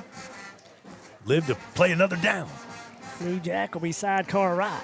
In the gun, handoff Lou Jack coming near side. Got a lead blocker. Lou Jack finds a hole. Lou Jack to the 20. Lou Jack to the 15. He'll be drug out of bounds, and somebody say, give that dog a big first down. Well, I'll tell you what, we may have a track meet going on here at Langford Stadium. Both teams offensively looking good so far in this one. Lou Jack Smith, how about that run? Yeah, on that replay. Looking good. 50 cal coffee and desserts. There you go. We appreciate Felix and the gang out there sponsoring us here on River Country Sports. Dogs on the move inside the 20-yard line. The old Roundtree Moore Ford red zone once again. Yeah, buddy. That ball sitting right at the 15-yard line. Hopefully we won't go to that dark corner. And that's on the far side. Fryer and Cherry to the far side of the field. Moses will be in the slot. Single back in the backfield. And actually Moses and Watson will get set on the wide side of the field. Boy, we're going to have to tuck it, trying to get out, scramble for pressure. He needs to throw it away. It's just what I was thinking. He did throw it away just as he got hit. He almost waited too long, but he did get rid of that and threw it to an empty spot of the field. I think it finally scrambled a little bit out of the pocket, so has some receivers over there, and it'll go incomplete. Well, they've so far been giving him a pretty nice pocket, and but that time it kind of fell apart a little bit. And Red had to get rid of the football, but did not take the sack. Good job. 2nd down and 10 from the 15-yard line. Got to get it down to the 5. Shotgun formation for Cleese. Lou Jack will be kind of offset to his left. Hand off Lou Jack right over the middle, looking for some running room. He tucks it and ducks it, and then maybe fights his way close to the 11. That hole closed up in a hurry. So the running play gets Suwannee a couple of inches closer there to the first down or the touchdown. It'll be 3rd down and 7 yards to go after a 3-yard gain. Yeah, they marked us at the 12. We didn't get that left-footed spot. No, looking for one more yard. We were looking for it. Yeah. Dogs out of the huddle up to the line of scrimmage. War Eagles digging in on the other side. They're in a 4-man front. Got Young Feed there in the backfield this time. He'll be to the right of the quarterback, Sykes. Quick pass over the middle. Wide open is Watson. Wide open is Watson. And somebody say, give that dog 6. Oh, my. That's Hunter Watson, the tight end. Boy, you mentioned it early. He said he's really kind of coming into his own and gets the grab there, his 2nd touchdown of the season. And the Dogs put 6 more on the board. Boy, what a great pass. And I have to say it, I mean, he's been throwing bullets across the middle, and we've been hanging on to him. All-important extra point, number 29, Wilson, do the kicking chores. Boy, they jump off sides or either something happened at the line of scrimmage. Got a flag right at the line of scrimmage. Yeah. So. And it looks like going to be encroachment, offsides on Wakulla. You think we go for 2? I wouldn't do that. You wouldn't? No. Huh. Well, I mean, Wakulla missed their extra point. I see that. Okay. Yeah. Okay. Just checking with you, Coach. Well, I mean, you asked me. If they do, I'm all about it. But and now Coach Hall wants a quick word with the official there. Well, he wanted to decline the penalty, maybe. I don't know. I'm not sure. Anyway, he gets his 2 cents in. They move the ball half the distance, and we're going to try to kick it again with Wilson doing the kicking chores. It will be. And I guess. Okay, so we'll move the tee up 1 yard up to the 9-yard line. And we'll get ready to kick this hammer knocker. Anthony Wilson, number 29. Here's the snap, a good one down on the tee-ball. They come after it, and that hammer knocker is good. Tack on one more. There you go. The Suwannee Bulldogs 14, the Wakulla War Eagles 6. 7:55 to go until halftime here on RiverCountrySports.com. Shipping stress? No thanks. At the UPS store, it's packed fast, shipped smart, and made fun.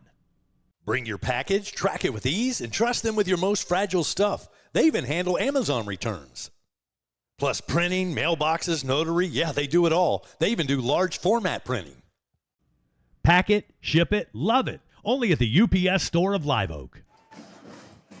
Well, I tell you what, we read this game wrong. We thought Suwannee would be the team that had to methodically work their way down the field. And so far, the Dogs have been striking quick. It's been Wakulla that's used the longer drives. That was 6 plays that time. The Suwannee Bulldogs getting the job done there. Started at their own 35-yard line, and 6 plays later, Sykes to Hunter Watson. And the Dogs on the board. Well, the passing game's been going to town thus far. Mixing a little bit of run with that, keep them honest, and we see points on the scoreboard. Yes, sir. And I believe it'll be Wilson once again. You know, Slaughter might be injured. Yeah, I don't think he's with us tonight. Yeah. So double duty there for Anthony Wilson. Yeah. Here we go. This time we kick it deep, and it'll be retrieved right around the 9-yard line. Got a big hole on the near side. Got to find some dogs to find it, and we do. Old Ty Moses wraps him up, and a pack of them jump on him right there. And so Wakulla will start out. They've been starting around the 37-yard line on those pooch kicks. That time we kicked the ball deep, and they're going to start this drive inside the 30-yard line. So a little bit of an improvement. Yeah, pretty good deal. 29-yard line will be the line of scrimmage. It's 1st and 10 from there. Coming up at halftime, we got our player spotlight. That's brought to you by Hunter Abercrombie, your Edward Jones financial advisor for Suwannee County. We've got Harrington and Lee. Lorenzo Lee and Jack Harrington in the player spotlight at halftime. There you go. Wakulla digging in on offense. Cleves will be the quarterback. He's in the gun. And number 14, he'll go in motion and get set, and that's Wyatt Brown. They'll run to that same side. Well, Washington, he gets the old turf monster, tripped him up, but he still gains about 2 yards, maybe even 3. We'll see where they spot him. Yeah, here's the replay. And Suwannee gets set, and here comes the running play, and he just kind of tripped over his own foot. We'll take that. Oh, yeah. But he still got a yard gain. Yeah, he did. See if Suwannee's going to stay in this 3-man front, or we're going to jump into 4. Shotgun formation for Owen Cleves. 3 receivers far side, 2 to the near side, and we got the backer stacked in right behind him. Here's Cleves looking, wide open receiver as he come back on the curl pattern right around the 42, and he falls down, but not before he picks up a first down. Yeah, gets the first down, and we'll move the sticks. That's Brandon Hayes that time on the catch. Like I say, they got receivers. I mean, you got Barnes, Hayes, Jaden Jean, number 4, and Gerald Randolph. Then you mentioned Wyatt Brown. I mean, goodness gracious, just goes on. They got a list of them, no doubt. This is one of the most sophisticated passing attacks you'll see. Oh, yeah. Receivers all over the football field. Shotgun formation for Cleves. Single back in the backfield. Now number 3, Barnes, he'll get set at the short slot. And they'll hand off, and either we lined up off sides or they did. Yeah, I believe that it's going to be Suwannee this time. And correct me if I'm wrong, first penalty on the Dogs tonight. Yeah, it is. But that's a free 5 yards. They don't need any help. No, they don't. And what we've been doing with the defensive backs, the one up at the line of scrimmage, he's getting in the receiver's face to slow him down. That time he just got a little bit over the line when he set up. Yeah. They're playing tight coverage, but, these guys run some tight patterns and got to get some pressure on that QB. First down, and it looks like more like 4 yards. They may throw the pass to the outside, and the one receiver, I thought he was going to him. He just kind of stood there, and I didn't even see the other blue jersey. Yeah, I thought Barnes was the target, but they end up going to Hayes, and he makes the catch in traffic.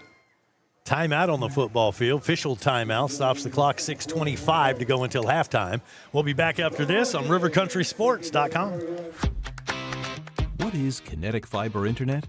It's internet at the speed of light that helps you do everything better. It's a dedicated connection to your home that keeps everyone connected at the same time. It's cutting-edge technology that grows with you and lets you browse, stream, and game with virtually no lag or buffering. Ultra-fast, ultra-reliable Kinetic Fiber Internet. Internet better.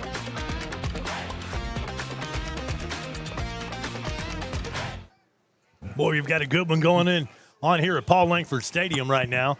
Dogs in the lead, 14-6. Wakulla is moving, though. They've got the football, 6:25 to play here, second quarter. They're on the Suwannee side of the 50-yard line at the 46 with a 1st and 10.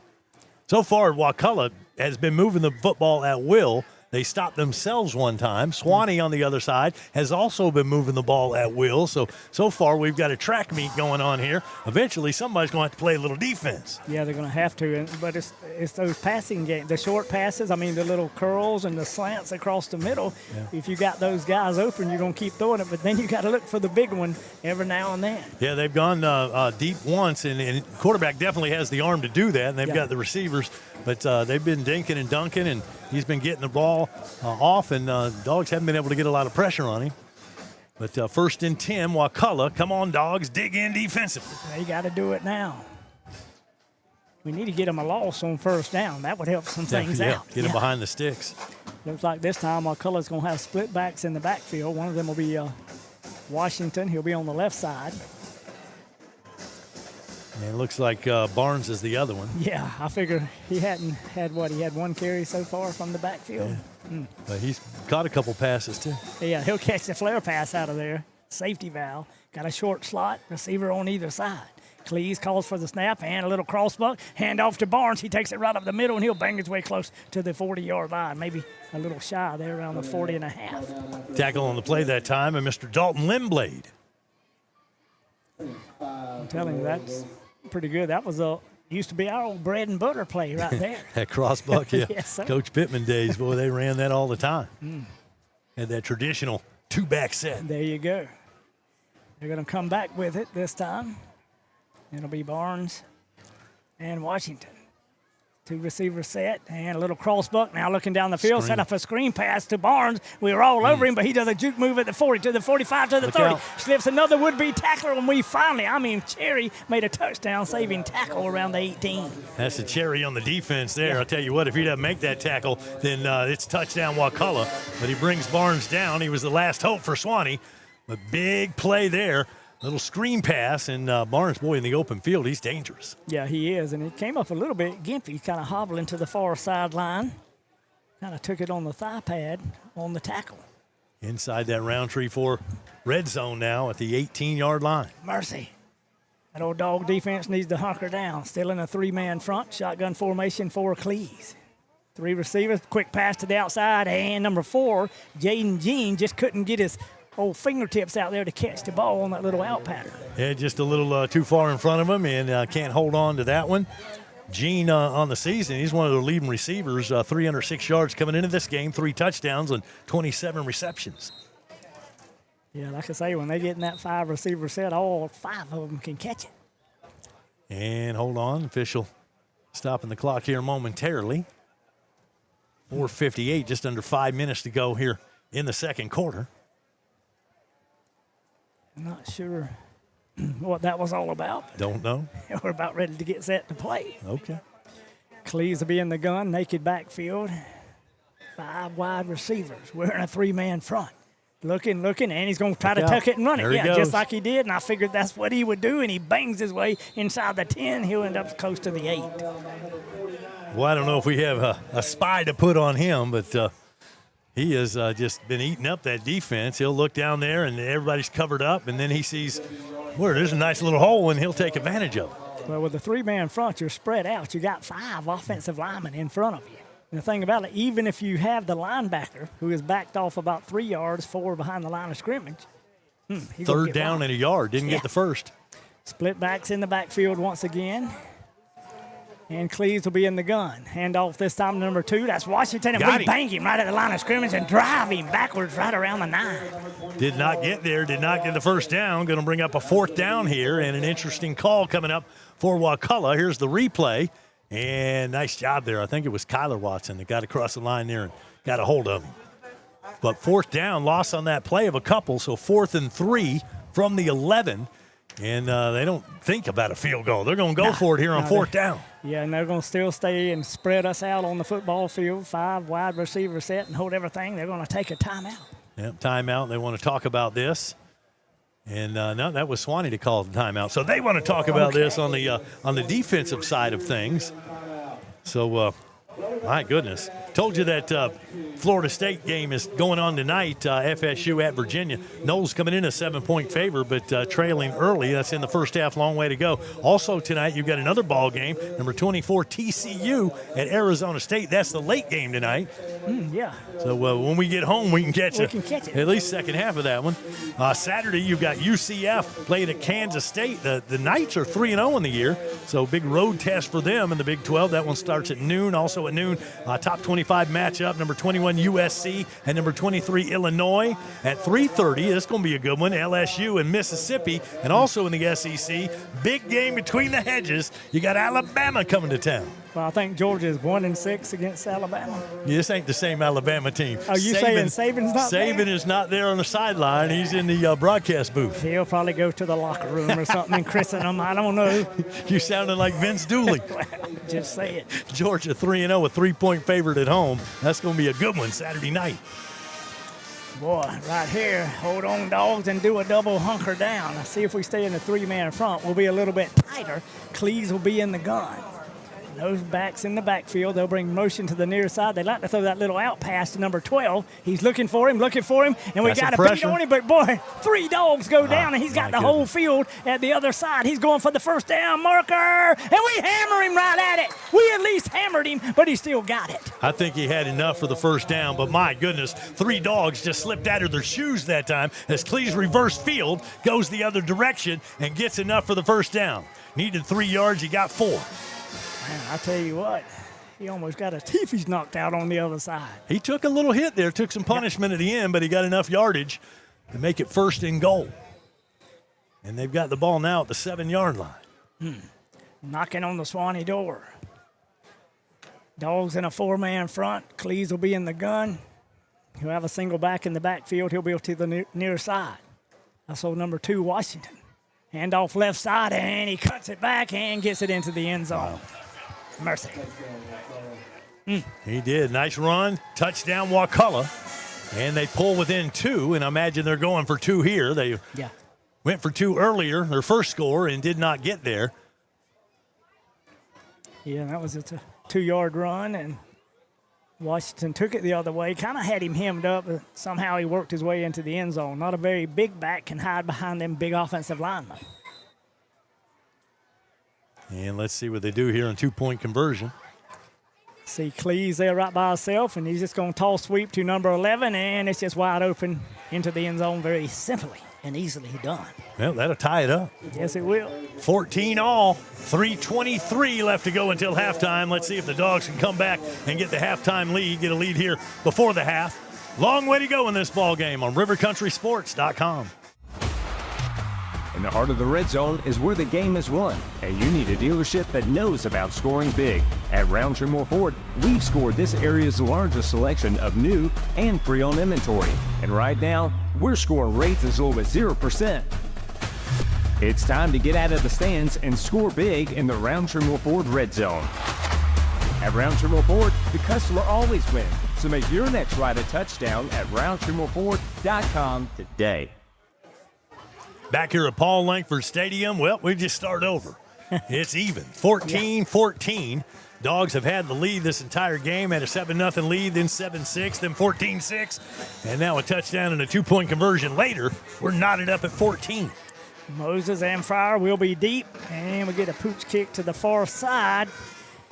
Couldn't see who retrieved it. I got hit by the wall, but we bring it out right to the 35-yard line, and it was number 28, old Lou Jack. Yeah, Lou Jack Smith that time. On a little bit of a return, and Suwannee will start out at around the 35-yard line. Pretty familiar position. That's pretty much where we've started each drive, except for the one back at the 3-yard line. And that one turned out pretty good. Yeah, last drive we started at the 35 and able to move down the field in 6 plays. Let's see if the Dogs can keep that offense clicking. Boy, 14-14, 3 minutes and 17 seconds to go here in the first half of play. See if we can put together some kind of drive. Can't be too greedy, though. Yeah, don't need to give the ball back to Wakulla with any time on the clock. Sykes in the gun, single back in the backfield. We got a short slot. And Moses will come out of here and will hand off in the backfield. I think that might have been Fed that time. Took it across the 40, bangs his way into the 28. And did a nice job, did Fed that time, and had a couple of blue jerseys back there and thought he was going to get caught for a loss, but he was able to slip by him and pick up a nice gain. Yeah, the thing I like about that is the fact we got on those white numerals, and you can tell the 18 from the 28 if you can see the back. There you go. You can always look at the replay. Dogs got pretty good yardage on first down, up to around the 41. Shotgun formation for Sykes.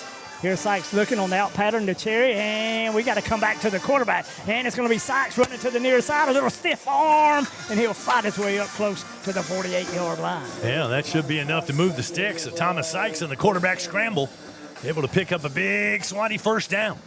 Yeah, he did a pretty good job. That little stiff arm at the end kind of helped him out, too, for a couple of more. He did. He put that stiff arm up there. I thought maybe he was going to get a little piece of the face mask, but he got away with it, 1st and 10. Fryer and Cherry will be to the far side of the field. Moses to the near side. That's the short side. Single back in the backfield. Shotgun formation. Little play action, slant across the middle. This time Watson couldn't hold on. He was looking to run with it before he caught it. He probably would have picked up about 6 or 7. So an incomplete pass. Stops the clock, 2:09 left to go second quarter. Suwannee right about midfield at the 48-yard line. Big second down situation, getting close to the 2 minutes here before the half. Yeah, we don't get the 2-minute warning in Florida high school football. So looks like this time we'll come to the short side. That'll be Fryer and Cherry. We have Moses in the slot. He'll get set now on the near side, the strong side. No play action, just looking down the field. Wide open is Moses, and he gets out of bounds somewhere inside the 35. No, actually, they say he stepped out at the 38. Yeah, did a nice job, though, getting open, coming from the wingback position. And down the field it goes. He makes the catch inbounds and then steps out. Yeah, he got behind that tent, and we couldn't see it except on replay. Thank goodness for the replay. 1st and 10 Dogs. We're on the move. 10-yard pickup, and now 1st and 10, Suwannee at the 38-yard line. 38-yard line. See what we'll do here. This time, number 5, old Bubba Lovett and Cherry go to the far side of the field. Watson, let's see which side he's going to get set on. He's going to be the short slot on the far side. Moses to the near side, and now he'll come and get back on the other side. Hand off to Fed. He takes it straight up the middle of the field. Loose, oh, my ball's goodness. Loose. And Wakulla pounced on it. Oh, my goodness. Sure as heck did. I was kind of liking the passing game at the 2-minute point. Well, we were able to get good yards on the ground, but right at the end of that play, Fed took a hit, and that ball came loose, and Wakulla will recover. And that's, I believe that was Lindsay that time that came up with the loose football. Yeah, and the thing about that, just like you talked about, they got it at the 30-yard line. So they're only 70 yards from pay dirt, and they can throw the football, and they got just under 2 minutes. Yeah, that's exactly what Suwannee didn't need to happen, but it did happen, and now Suwannee has got to play some defense with 1:56 left to go here in the second quarter. Keep this thing tied up. We need Cleves to throw his second pick of the year, and it needs to be a pick 6 for us. That would be nice. Shotgun formation for Owen Cleves. Single back in the backfield. 2 receivers set on either side. Now number 2, Washington, he'll get to his left. They'll bring motion with 11. Little touch pass to number 12, and that'll be Randolph to the left side, still on his feet. He's going to pick up good yardage up to around the 37. We'll see where they spot him. That's Cherry that slings him down at the end of that play, but just that little touch pass. Suwannee runs that. Just pretty much everybody's running that now, where you send the wide receiver and just kind of flip it to him as he comes by you. More or less like a jet sweep. Yeah, pretty much. Shotgun formation for Cleves. We're in a 3-man front. Got 4 backers stacked behind them. Little crossbuck looking down the football field, going for it all, and has him on the outside on the seam pattern up to the 30, to the 25, to the 20, and we drag him down from behind around the 16. And then I see a flag coming flying, and that might have been a face mask. I don't know. Jones with the tackle, and I'm looking at the replay, and he maybe a horse collar. He got him by the back of the shoulder pads there and yanked him down, but he didn't have much of a choice at that point, just trying to get him on the ground. What a turnaround, and after the penalty, I mean, they'll certainly be knocking on the Suwannee door inside the 15 for sure. Oh, absolutely. Yeah. And we talked about how quickly this team could score and didn't need to leave any time on the clock, ended up turning it over with about less than 2 minutes to go, and they marched right down the field. Cleves in the gun, and we might take a timeout. Well, we're going to need to kind of catch our breath there after all that. So Suwannee will try to regroup.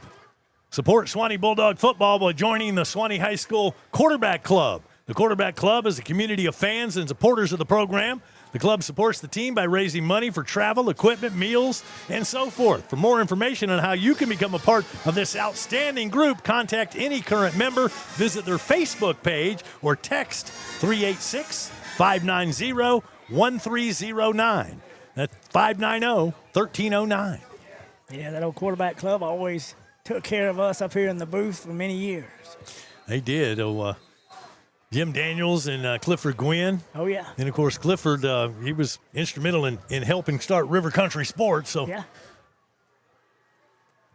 I don't know if he's watching us tonight, though. He's probably tuned into them Knowles. Yeah, he's probably doing that, but I was going to get him to give us a double hunker on defense and see if we could get a takeaway. Well, we need one.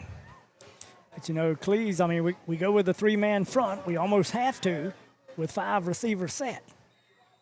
See what happens here. Cleves in the gun.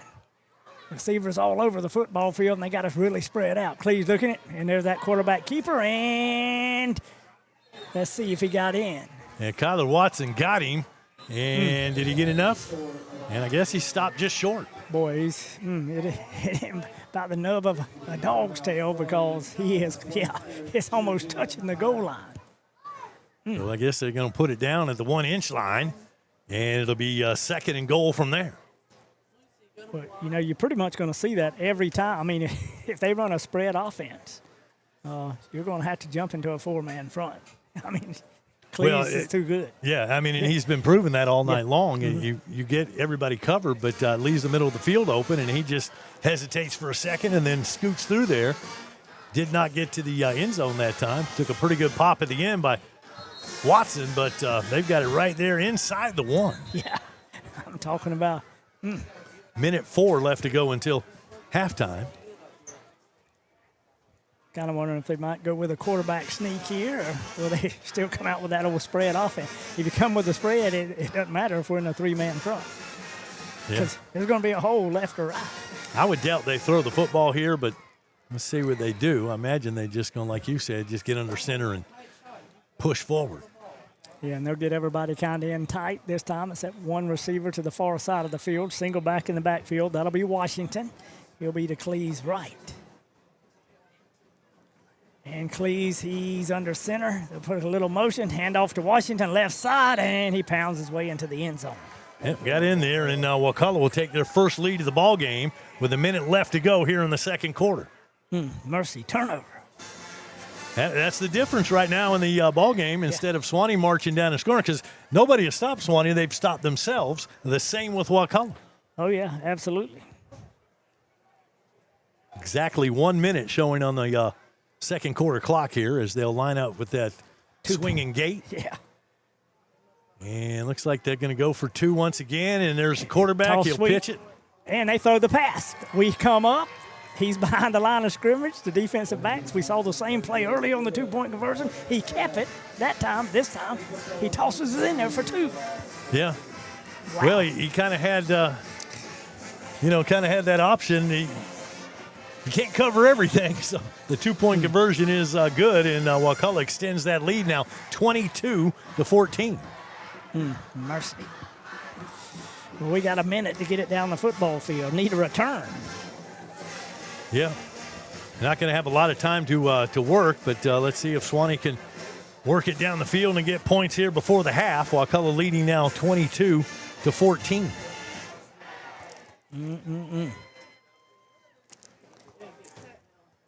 Don't miss the Coaches Show. The Coaches Show each Monday here at River Country. Join TJ Vickers and Coach Kyler Hall for the latest on Bulldog football.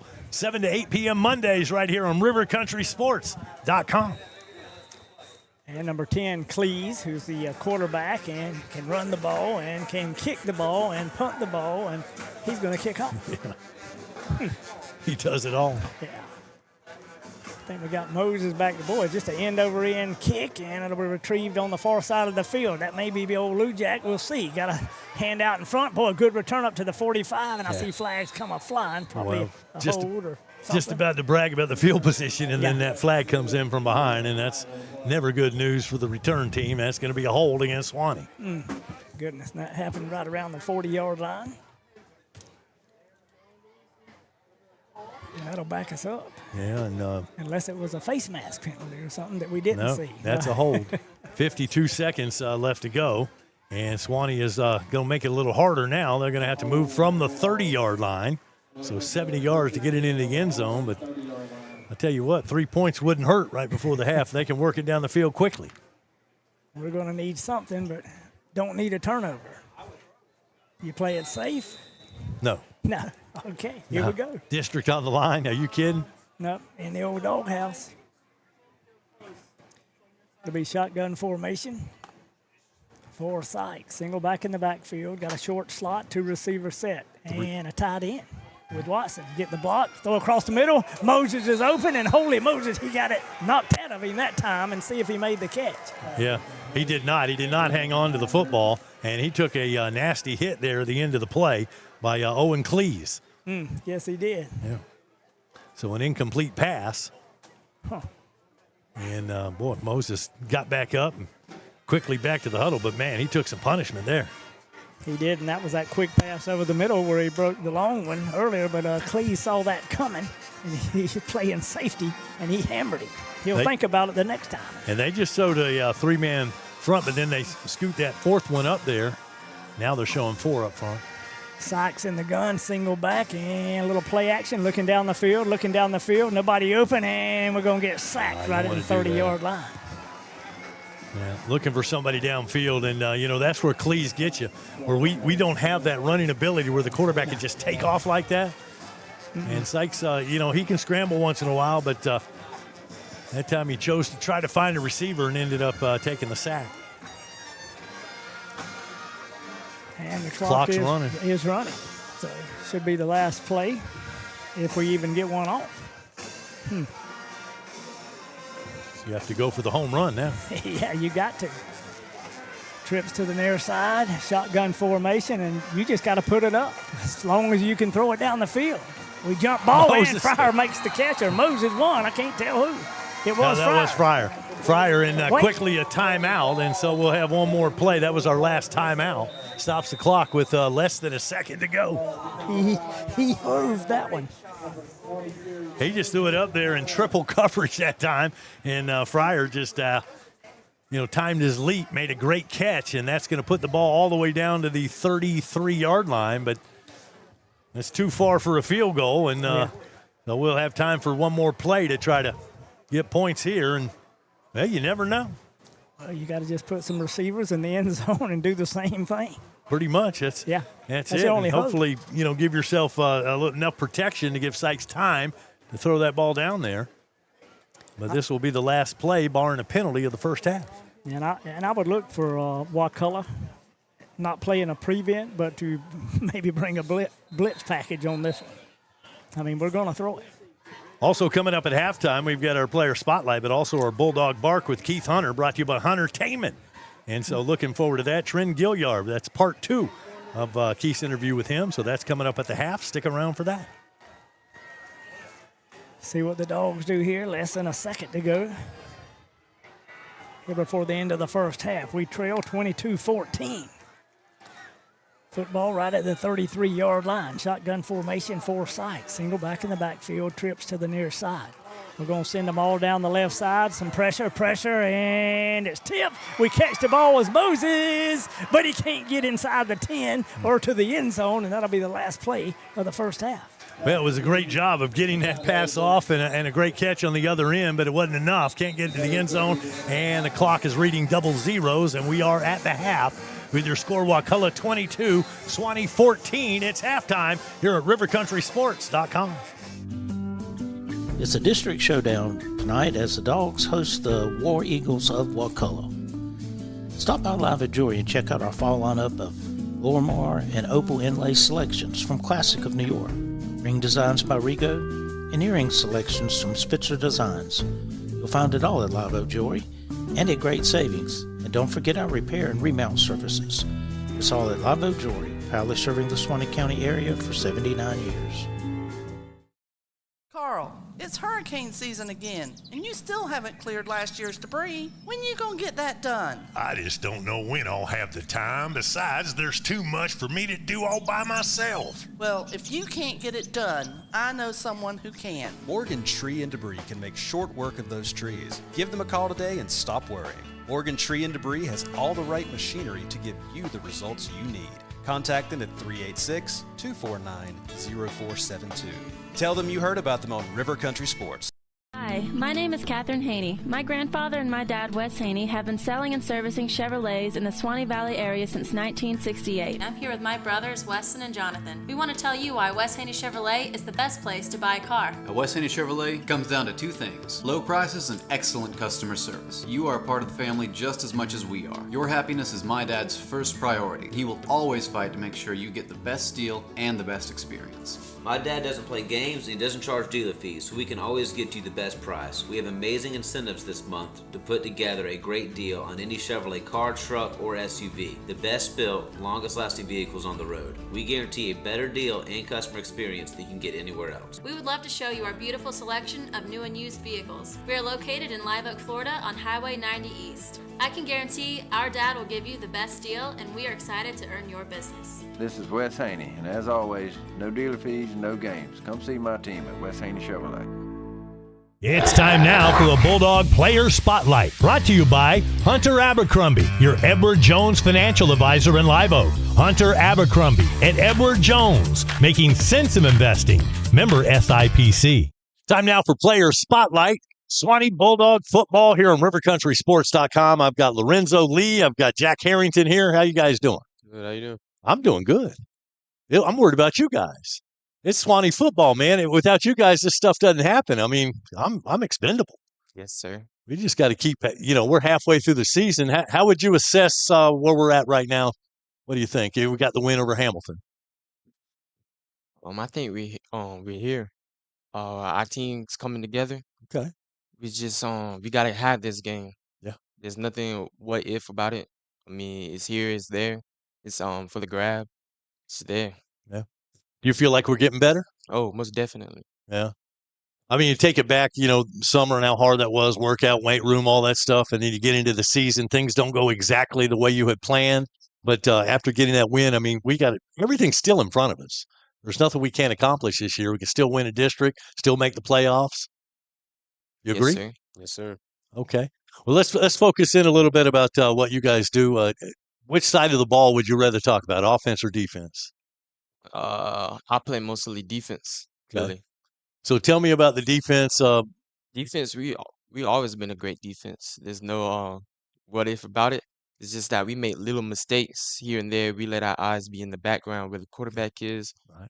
And then we just get frustrated sometimes when we have like a touchdown that a lot of mistakes were there. We just need to just combine together as a team, really. Coach talks about not being in position sometimes. Yes, sir. Always. We always not in the right position. Gobby game, we didn't stay deep.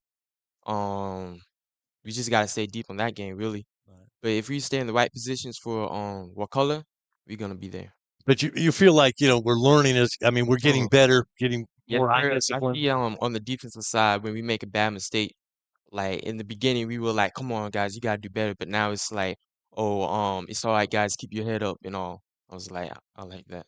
All right, Jack. How about the pick? You gonna get a pick this year? I'm trying to, coach. Me and not coach. You can call me coach. But I'm trying to.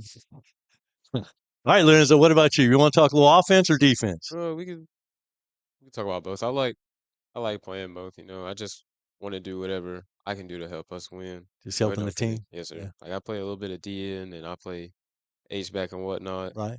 But really, I just want to see us succeed. I see it, that H-back spot. Now, that's normally a kind of an extra blocker, but you think you might get a carry this year?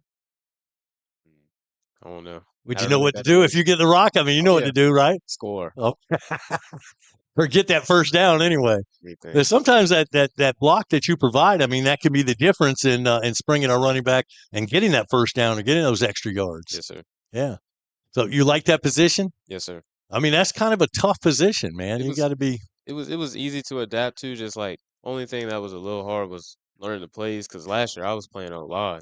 Right. But I mean, knowing how to block and whatnot, it's all there. It's easy. Yeah. Does it bother you when the guy across from you is like twice your size? Nah.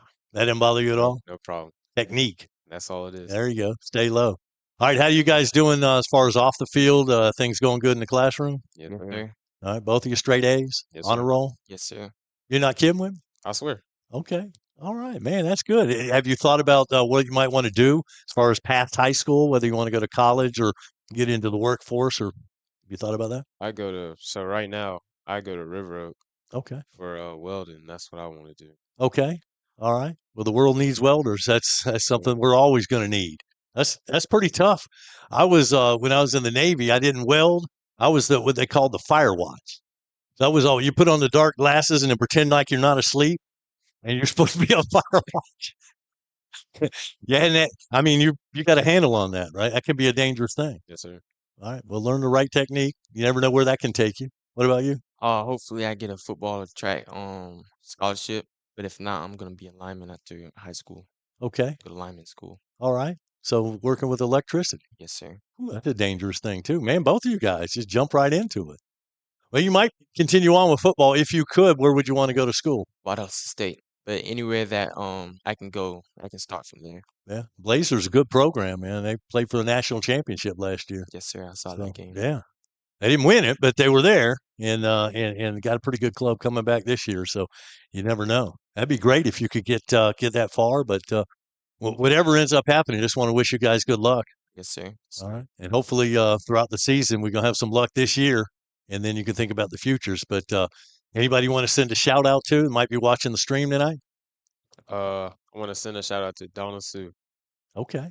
Mama and Pa, my grandparents. All right. Good deal. All right, guys. Thanks for joining me on Player Spotlight. Yes, sir. RiverCountrySports.com. Back after this.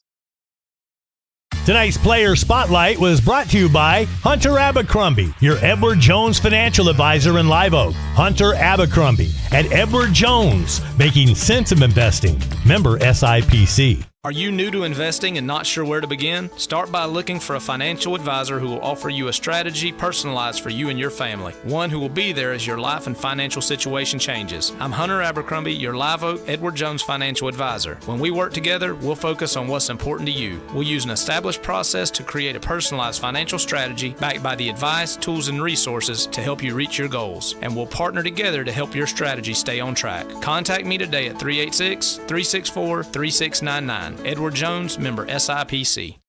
Excellence in academic and clubs. Tradition, family, future.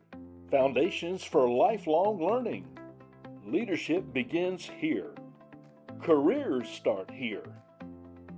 Curiosity meets opportunity. Building the leaders of tomorrow. Learning begins with love. One district, every student, every day. The Suwannee County School District, my choice for high-quality education.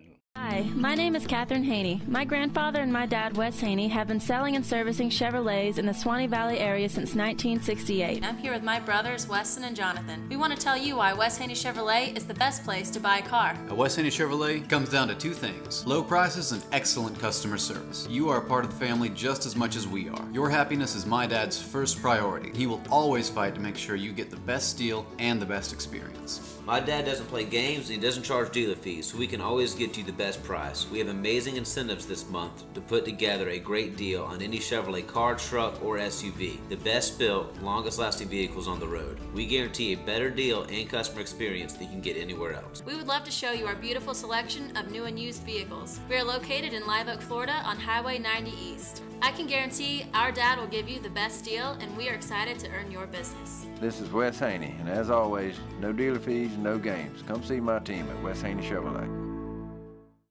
It's rodeo time in Live Oak, the 5th annual Suwannee River Roundup Pro Rodeo, October 17th and 18th at the Bob Holmes Covered Arena at the fairground. Bull riding, bronc riding, barrel racing, roping, steer wrestling. Tickets at the gate, adults just $10, 12 and under $5. The Suwannee River Roundup Pro Rodeo, presented by Pilgrims and sponsored by Visit Suwannee County. Friday and Saturday, October 17th and 18th. Live streamed on the 18th at rivercountrysports.com. Don't miss the rodeo. For more, visit SwaneeParks.com. It's time now for the Bulldog Bark with Keith Hunter. Brought to you by Huntertainment. And back then when you played? To be honest with you, that's been since 1980, that's what 45 years? 45 years ago. Right. I couldn't even tell you. Okay. That wasn't important to me back then, so I don't know. I've heard stories like Perry. Did you guys play against Perry back in the day as well? Yeah, we played against Perry. I can tell you some of the teams we played. We played Perry, we played Santa Fe, we played Jasper, we played Madison, we played Lake City, we played Gainesville Beerhopes, and that's all I can think of right now. I'm probably missing about one or two other teams that I didn't mention at the time. Okay, and a lot of those teams were powerhouse teams back in the 80s, though. I mean, like Eastside, Gainesville, Beerhopes, Perry was always good. I mean, there was a lot of good teams there. Yeah, brother, but things changed over time. Though 45 years ago, a whole lot does change. Right. So yeah, them guys, they had some good teams back there. Yeah, I remember that. Okay, do you still follow football now? High school, college, or pro? What do you enjoy watching the most? Well, I'm a Florida State guy. I mean, I like Florida State. I like Miami, and I like the Gators in that order. Professional ball, I mean, I got about 6 different teams out there for different reasons out there. Right. And then high school, I mean, I just usually try to check the standings, who got the best teams in the state of Florida, and compare it to the rest of the United States, you know. Right. Do you still follow every now and then across the Times Union and see what Suwannee has done as well, and see your old school and some of the players and what they're doing? No, I Google Suwannee. I'll pull them up and see who they played and what the score was, things like that. But that's about all I do for is that.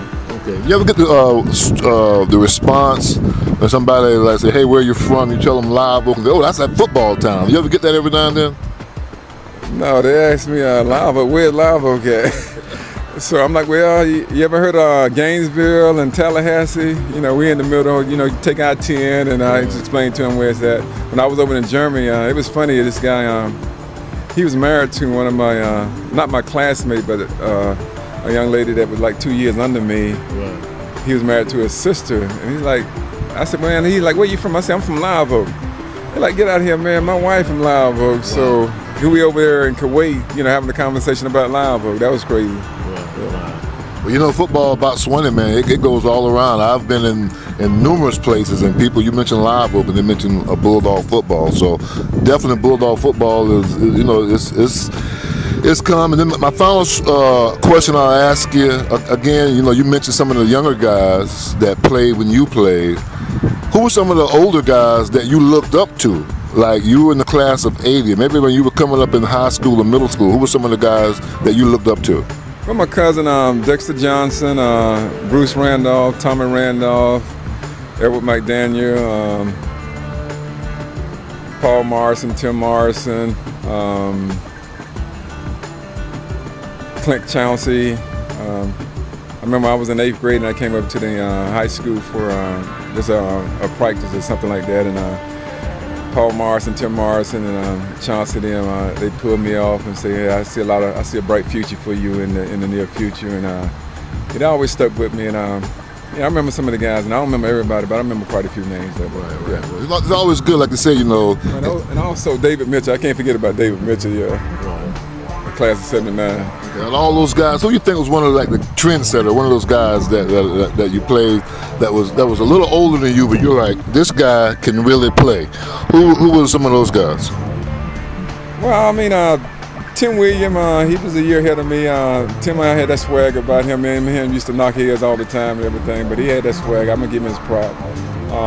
Like I said, David Mitchell, he was class of 79. Tim Roberts, he was class of 79. He played quarterback. And those are some of the few of the guys I can remember. It's probably more, but that's all the names on top of my head right now. Look, I want to, just thank you for accommodating me, taking the time out to talk to me as we kind of journey through this technology. But I do want to thank you for joining me on the Bulldog Bark, and again, we'll look to talk to you down the road sometime. Well, one last thing, I just want to say to the young Bulldog fans out there, just go out there and do the best you can, enjoy yourself, enjoy life, and just leave it all out there on the field and just be all you can be, and everything else will fall in place. All right. Keep your head up. All right, Trent, I want to thank you for joining me on the Bulldog Bark.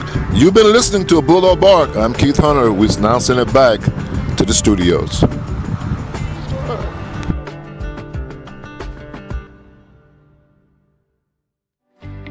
Hi, this is Keith Hunter of Huntertainment. We bring you DJ service, video and audio production, a podcast and great warders, radio shows, and maximum sports coverage of girls basketball. At the heart of everything we do, there's a mission that's bigger than the writing, the music, and the videos.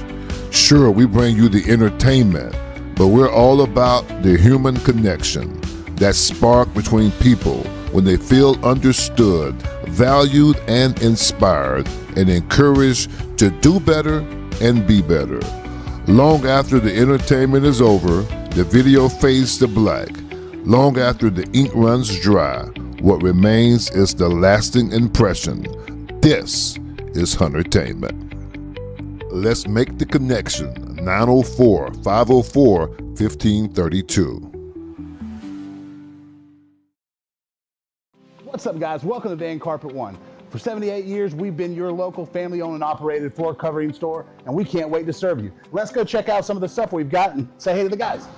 Hey guys, this is Michael Van here at Van Carpet One. Wanted to show you our huge display of carpet. Got about 1,000 rolls for you that we can order. We also keep about 100 in stock that are on clearance, so please come down and give us a visit. We appreciate it. Come in and see the largest tile collection in North Florida. Van Carpet One has every tile you could possibly imagine. If you can't find it here, they don't make it. Guys, take a look at this. This is just some of our options in waterproof vinyl plank, where we have the largest selection anywhere around here, including over 70 pallets in stock, ready to go right now.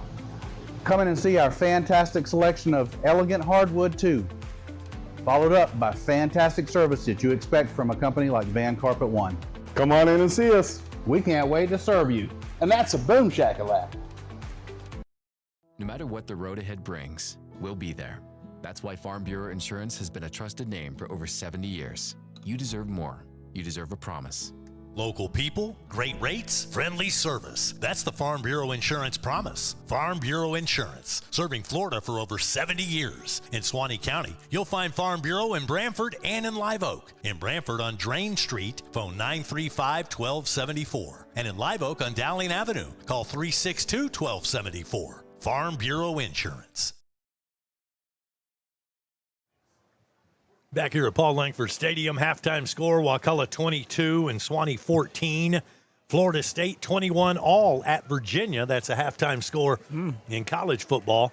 And checking the high school scoreboard around the area, I've got University Christian leading Santa Fe 28-7. Got Chiefland with a 21-0 lead over Trenton. That game is at halftime. Got Union County over Paxson. Pretty close ball game there. Just beginning in the second half, 14-10. The Union County Tigers with a slight lead there. Palaca 7-0 over Newberry. And let's see. We've got, how about this one? Hamilton County 18, Jefferson County 0. That's at the half. Man, good deal for Hamilton County. Trojans looking good on their homecoming night. Also, here's a surprise. How about Bell over Dixie County, 21-12. That game is at halftime. This game, no surprise. Bradford County, 53-0 at Keystone Heights. Wow. As they begin the second half there.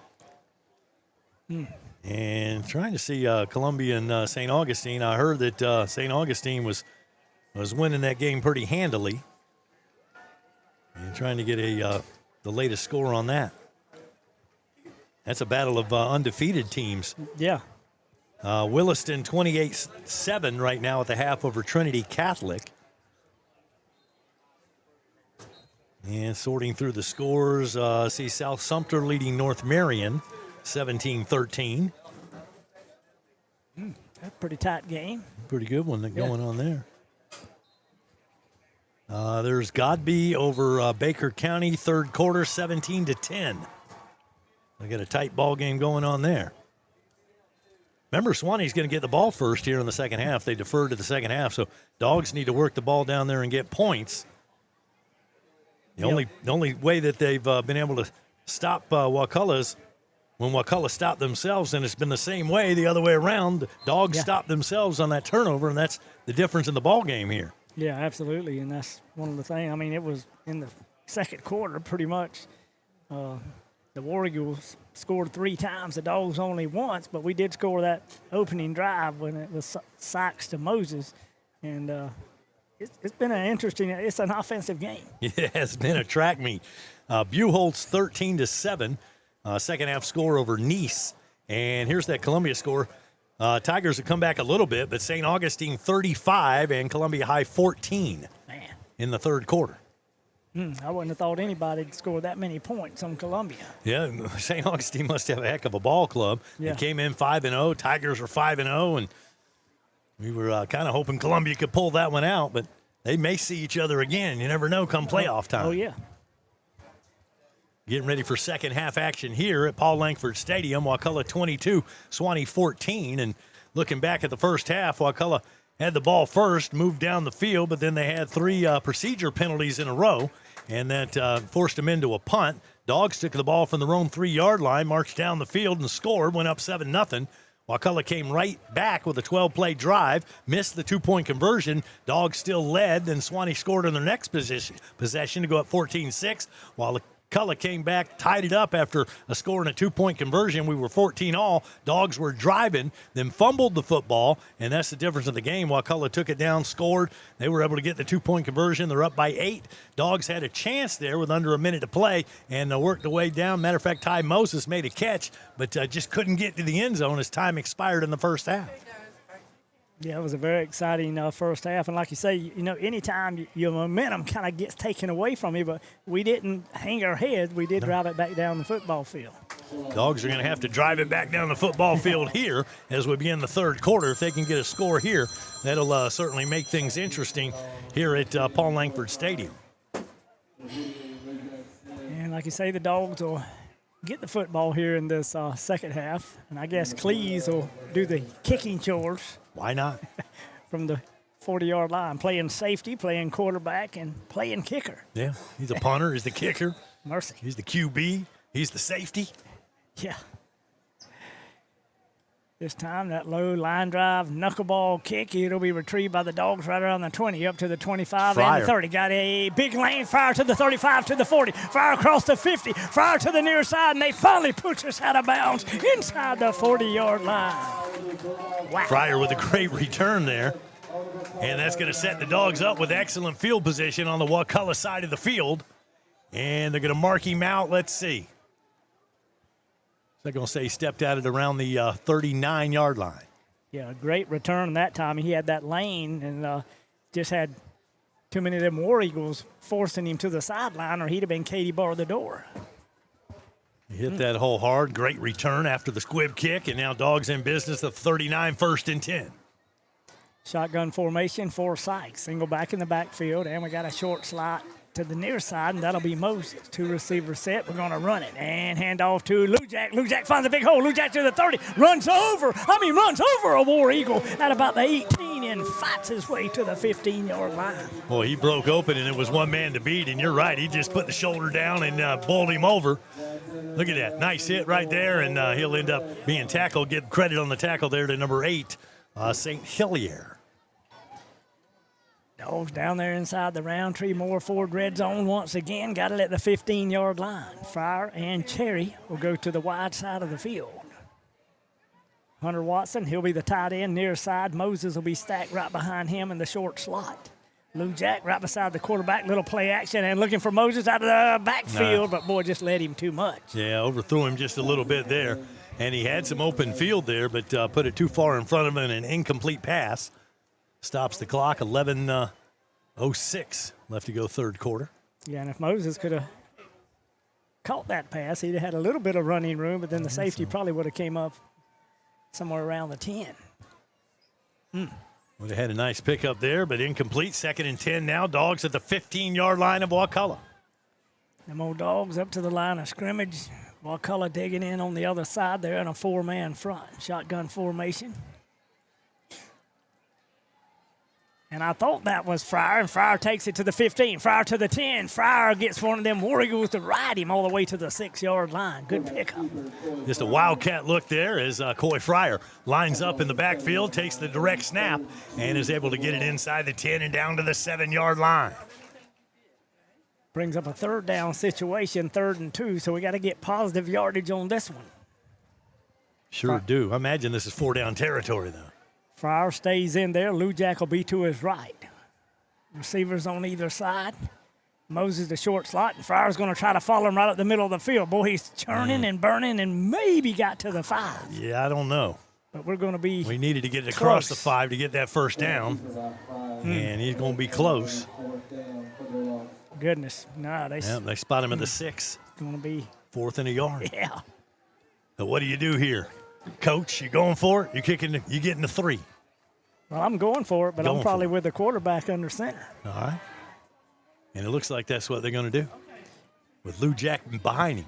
Sykes got the push. Boy, they stood us up, but forward progress should have got us just inside the 5-yard line, and somebody say give that dog a first down. Well, we're going to have to see where they spot it, but from all indications, he had enough for that first down.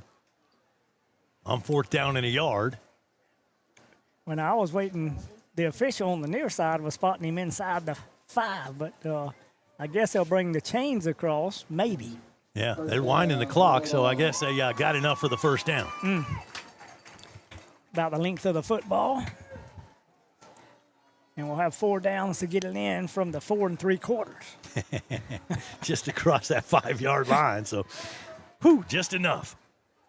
Cherry and Fryer, they'll go to the wide side of the field. Shotgun formation for Sykes. Lou Jack will be to his left and hand off to Lou Jack. He'll take it straight ahead, and boy, he gets hammered just as he gets to the line of scrimmage and driven backwards. That's going to probably back us up right to the 5-yard line. Yeah, Dogs trying to power it in there, but nowhere to go. That middle's just all clogged up. No hole opens up for Lou Jack, and he's turned away on that play. I'm kind of liking if you're going to run right down there, I like the split backs. You know, you got that extra blocking back. You also got the tight end. See what we do here. Single back in the backfield. Sykes in the gun. Cherry and Fryer to the wide side of the field. Hunter Watson, he'll be the slot. Going to throw to the corner of the end zone. And we just couldn't come down with the catch in the far corner. Yeah, and hopefully Cherry's okay there. It looks like he's a little bit slow getting up. Yeah. And that was down in the dark corner. But if you look at the replay here, he tried to go for it, and then he smacked into the fence. They're right in front of the field house. Oh, yeah. Knocked the fence wide open. Yeah, sure did. And I guess he's going to be okay, but shaking up there. And we're going to have to take a timeout and think about this thing. We'll be back after this, rivercountrysports.com. Your one-stop auto shop, J&W Automotive. You know, at J&W, they do paint and body work. Yeah, collision repair, paint jobs, bumper repair. They'll handle your insurance claim for you. At J&W, no job is too big or too small. They also sell vehicles, repair vehicles, retire vehicles, plus front-end alignments, AC work, computer diagnostics. They cut and program keys. They are your one-stop, all-in-one automotive shop. J&W Automotive. Highway 129 North in Live Oak. Call 364-1377. Online at jwautos.com. All right, here we go. And Cherry does get off the football field to the near side, so he seems to be okay. Single back in the backfield, little play action, Moses, and we get hammered as we're throwing the football. Good thing Moses was going to pounce on it out there, but it's going to be just an incomplete pass because, I mean, they brought the blitz package, and they hammer us, both linebackers. That was a blind side, and he didn't see that coming. And big old number 5 gets back there on him, Derek Davis, but We had Moses. If he could have got the ball to him, he had the room to get to the end zone. But this is going to be a 4th down, and it looks like Suwannee's going to settle for 3. Yeah, number 29. He'll do the kicking chores. That's Anthony Wilson. Looks like the tee will be spotted right around the 12, maybe the 13-yard line. 23-yard tip. Here's the snap. Down on the tee. It's up, and I couldn't see in the dark sky. Yeah, it's good. And that hammer knocker is good. So tack on 3 for Suwannee. They do get points, but still trail in this ball game. 22-17, 8:34 to play. 3rd quarter at Suwannee football on River Country Sports. Wayne Fryer Live Oak has the largest factory rebates with the best built manufactured homes on the market.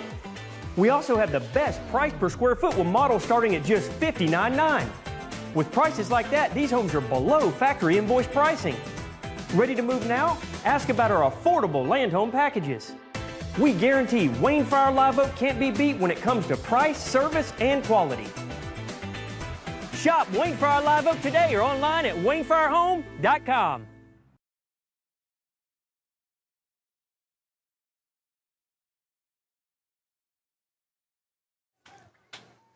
Suwannee Bulldog football here on RiverCountrySports.com. Now Wakulla 22-17 over the Bulldogs.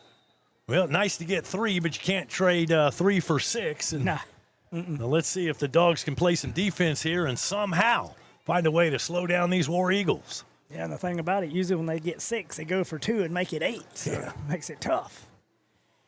Wilson puts a foot into it. It's going to be kind of a pooch kick to the near side, and it's going to almost sail into the bleachers. Yeah. And they're going to get the ball at about the 35-yard line, and the official's still walking forward. Looks like around the 35. And just trying to keep it away from a big return. Yeah. Kicks it out of bounds, and I imagine Wakulla's going to take the field position. They just want to get back on offense. Well, you know, the one time we kicked it, we did stop them around the 25, or kick it deep, I should say. Yeah. So Wakulla will have the football, 1st and 10, 35-yard line on the near hash. 8:34 to go in the 3rd quarter. Dogs trail 22-17. Cleves will be the quarterback for Wakulla. Single back in the backfield, that'll be Jeremiah Washington. They'll bring motion with number 12, and he'll get the football, turn it up the field, find a hole. We stack him up, but not before he picks up some good yardage, probably close to 8. There's that little touch pass, jet sweep, whatever you want to call it, end around. But that's actually in the stat book that goes down as a pass. That's a pass, yeah. So Randolph, which I think he's caught a couple of them on the short pass and on that. Yes. Whatever that's called. That was good for 8 yards. Yeah. See, they'll spread the field out. They'll keep a single back in the backfield, who will be Washington. 2 receivers set on either side. Now they'll bring in the slot. Number 14 moves in there. That's Brown. And they'll hand off to Washington in the backfield. We stack him up to keep his feet driving. He's close to the marker, but we'll be about a yard shy.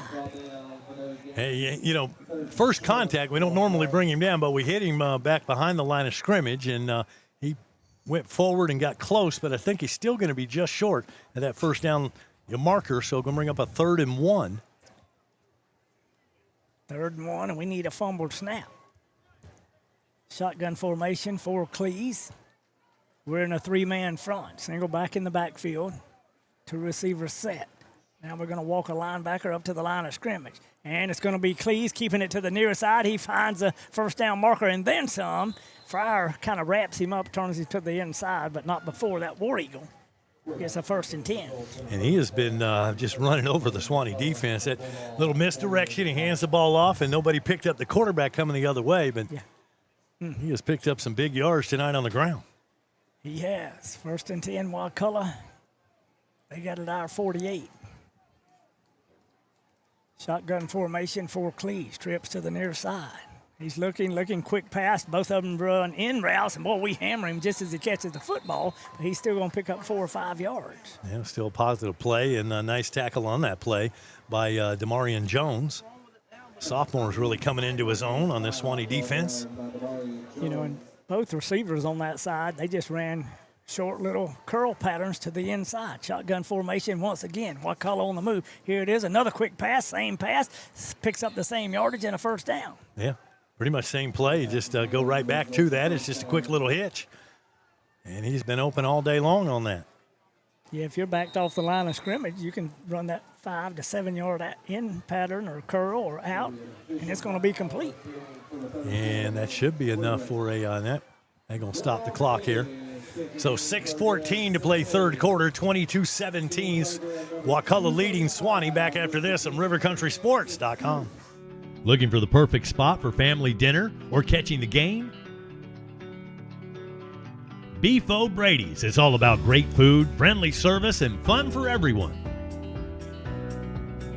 From their famous wings to hearty entrees, there's something for everyone at the table. Beef O'Brady's of Live Oak, where every visit feels like home. See you tonight.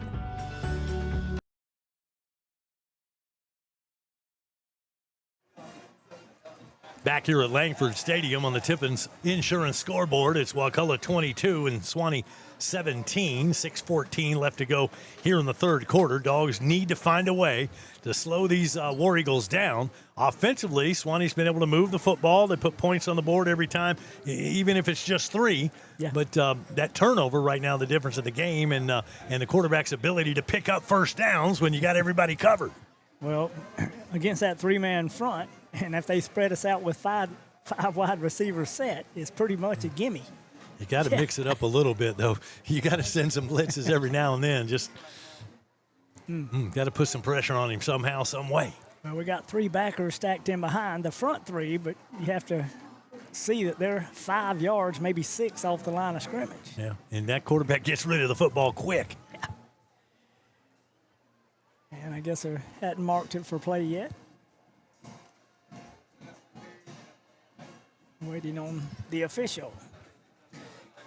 It'll be Cleese, the quarterback for Wakulla. He'll be in the gun, standing somewhere around the 42. Single back in the backfield. 2 receivers set on either side. They'll bring motion with number 4. That's Gene, and now he's looking downfield. No pressure. No, the quarterback, he steps into the pressure. He almost got away, but he did not. Almost don't count that time. And Watson was back there, got pressure on him. He stepped forward, and that time he could not get away and could not get into his running lane. And so I think he just kind of tripped over himself that time as he moved back trying to get away from the rush. Yeah, and I think that might be his first lost yardage. About 2 on Can the I play. call that a sack? Well, we can. I don't know who to credit. Anyway, that quarterback run didn't produce anything. Lost a couple of yards. 2nd and 12. It will be from right around the 39. Shotgun formation for Cleese. Single back in the backfield. Receivers all over the field. Cleese plenty of time. Screen pass, the same one earlier, and they dropped it. Lucky for us, they dropped the football intended for Armand Lindsay. And, he was looking to run before he had possession of the football. Looking here at the 50 Cal Coffee and Desserts instant replay. He just took his eye off it for a moment. And big break for Suwannee. Now we have him in a 3rd and long. Well, linebacker's got to read that one just a little bit better. 3rd and long, got to hold them dogs. Here we go, 3-man front. Shotgun formation for Cleese. 5 wide receivers set, and they spread us out all over the football field. Here it is, a backer step up. Now There they he step goes. back. There's the blocking. He's got plenty of room, and it's going to be the safety who finally drags him down inside the 20-yard line, and that's Fryer. They have done that all night long. Cleese just steps back. He waits for that 3-man rush. It's kind of like parting the seas, and then he just shoots through there, and there's nobody home. And so 3rd and 12 turns into a 1st and 10, but we have a holding call. Boy, just what the doggy ordered at the right time. Needed that. Now we got to come up with an answer for that. I'm making some kind of adjustment. And the hold was downfield, so they're going to lose some yardage, but they don't lose the whole 10. Going to move it back to the 45-yard line, and it's going to be 3rd down, about, 17, 18 yards to go? Yeah, it will be. See if they throw it down the field. Dogs in a 3-man front. 2 receivers set near side. They got a short slot on the far side of the field. They'll bring motion with number 14 across, and now he's looking for the big one down the sideline. No, Cleese steps up, and he's going to get sacked back at the 50-yard line. Hunter Watson. Wow.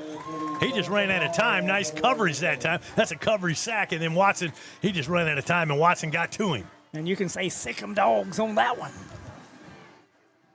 Just what we needed. Had to get a stop and end up doing it there. Hunter Watson finishes off the play, and now 4th down and a punting situation for Wakulla.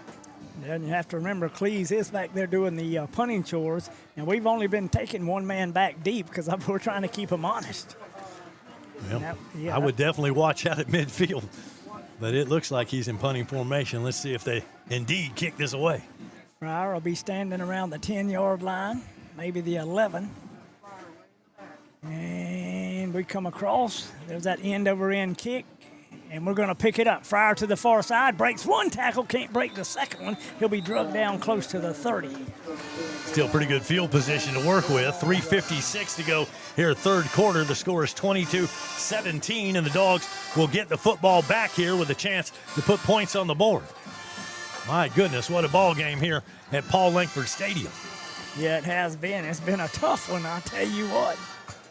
The 4th annual Wellborn Cornbread Festival will be held on Saturday, November 1st. That'll be in downtown Wellborn. The festivities include a cornbread and chili cook-off, plus that blueberry pancake breakfast. They'll have live music from the Rock Bluff Band, a children's corner, and all kind of family fun. It's a full day, November 1st, the 4th annual Wellborn Cornbread Festival. Don't miss it.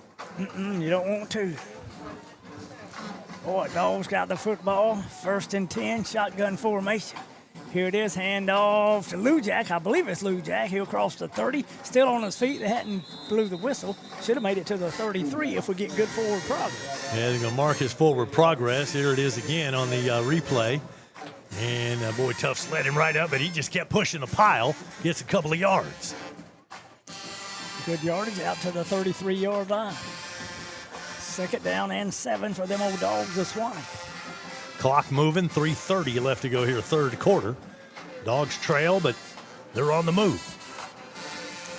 Fryer and Cherry will come to the near side.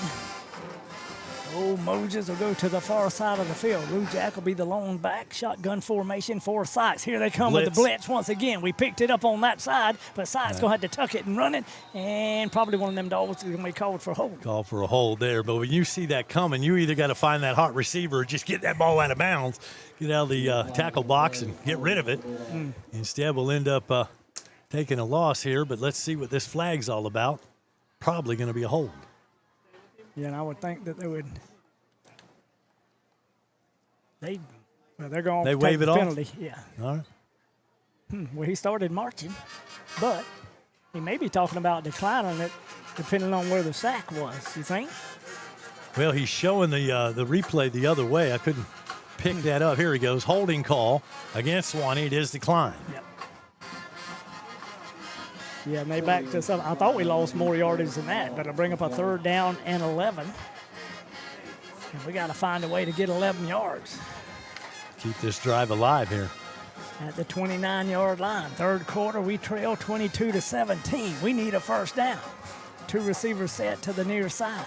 We got that short slot in there, and that's Moses. Single back in the backfield. Moses will come to the outside, looking for him. He cuts it up the field, and wide open is Cherry at the 40. Cherry to the 45, 50. Cherry to the 40 on the other side. Cherry to the 30, and they finally drag us down by the heels on the near sideline. Boy, what a big play. Did you see that dog run? Armin Lindsay tripped him up and saved the touchdown for Wakulla, but a big play. Jamarcus Cherry and Suwannee in business here, deep in Wakulla territory. You can thank that replay to 50 Cal Coffee. I'm talking about all the way down the near sideline.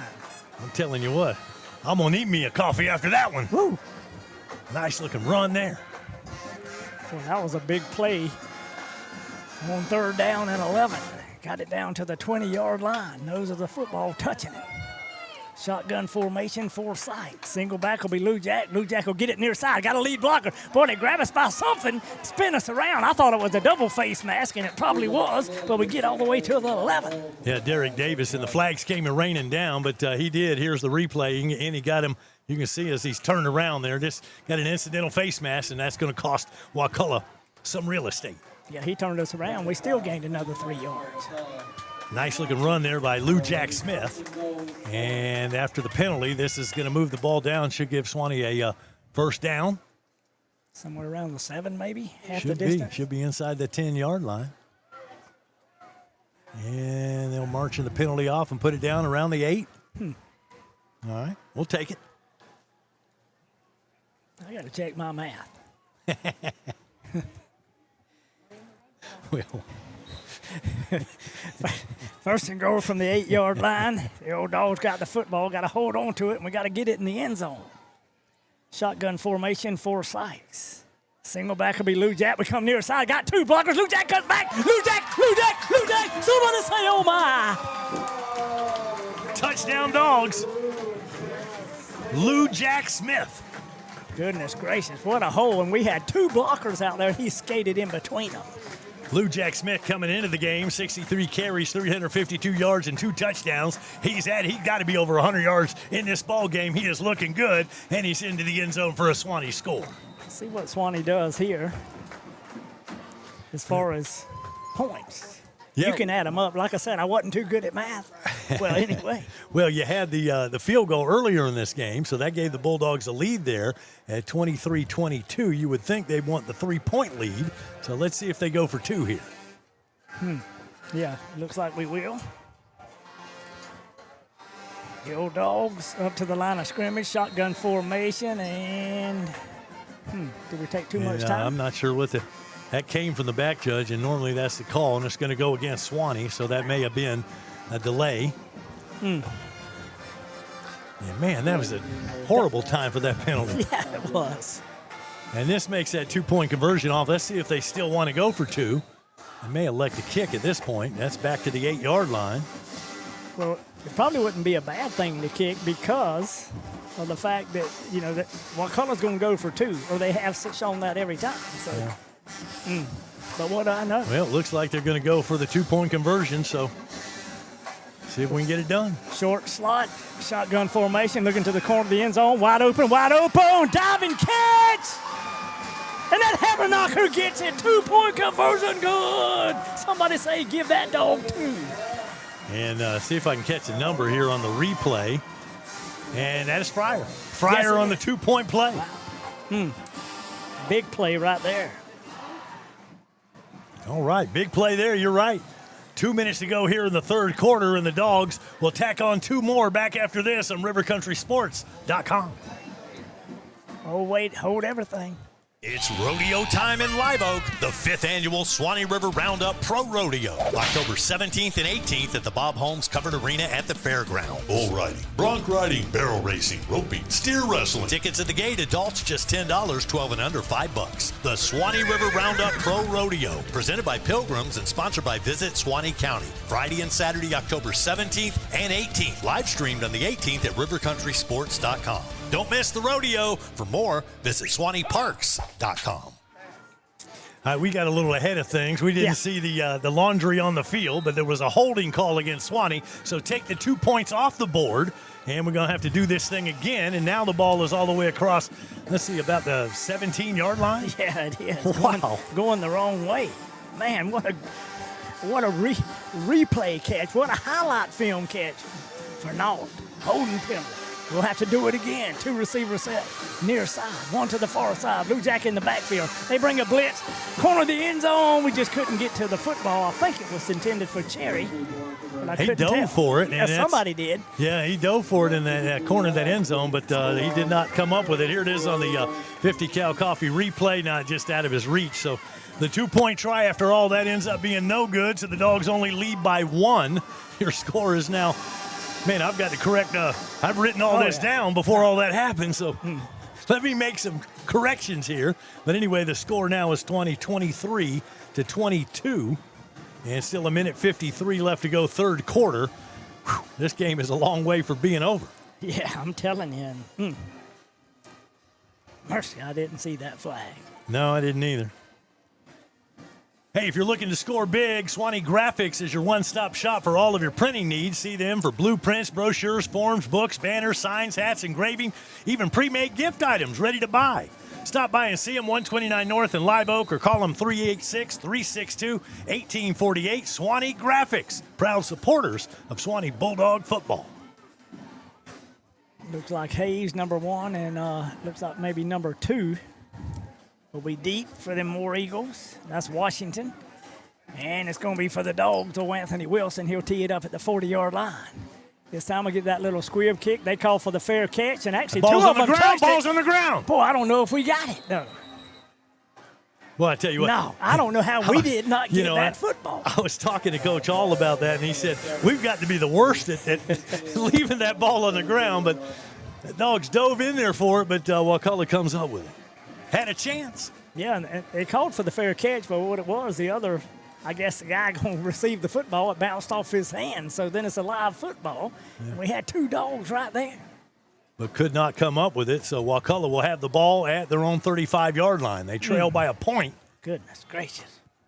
Under 2 minutes to go here, third quarter. Shotgun formation for Owen Cleese. Trips to the near side. Two receivers far side. Them old Dogs in a three-man front. Long snap count, and here we go. Cleese looking down the football field across the middle. On wide open is the receiver. One of the Dogs falls down. Finally, number 2 for Suwannee. And that's old Kyle Brown makes the tackle, but not before a big game. Yeah, that time the receiver, Hayes, I mean, he had good coverage out there, but he just stopped and turned around, and the ball was there. And Cherry fell down, but then the tackle on the play made by Kyle Brown. Well, that's letting them get down the field too quick. Oh, they got it right down to the 36-yard line.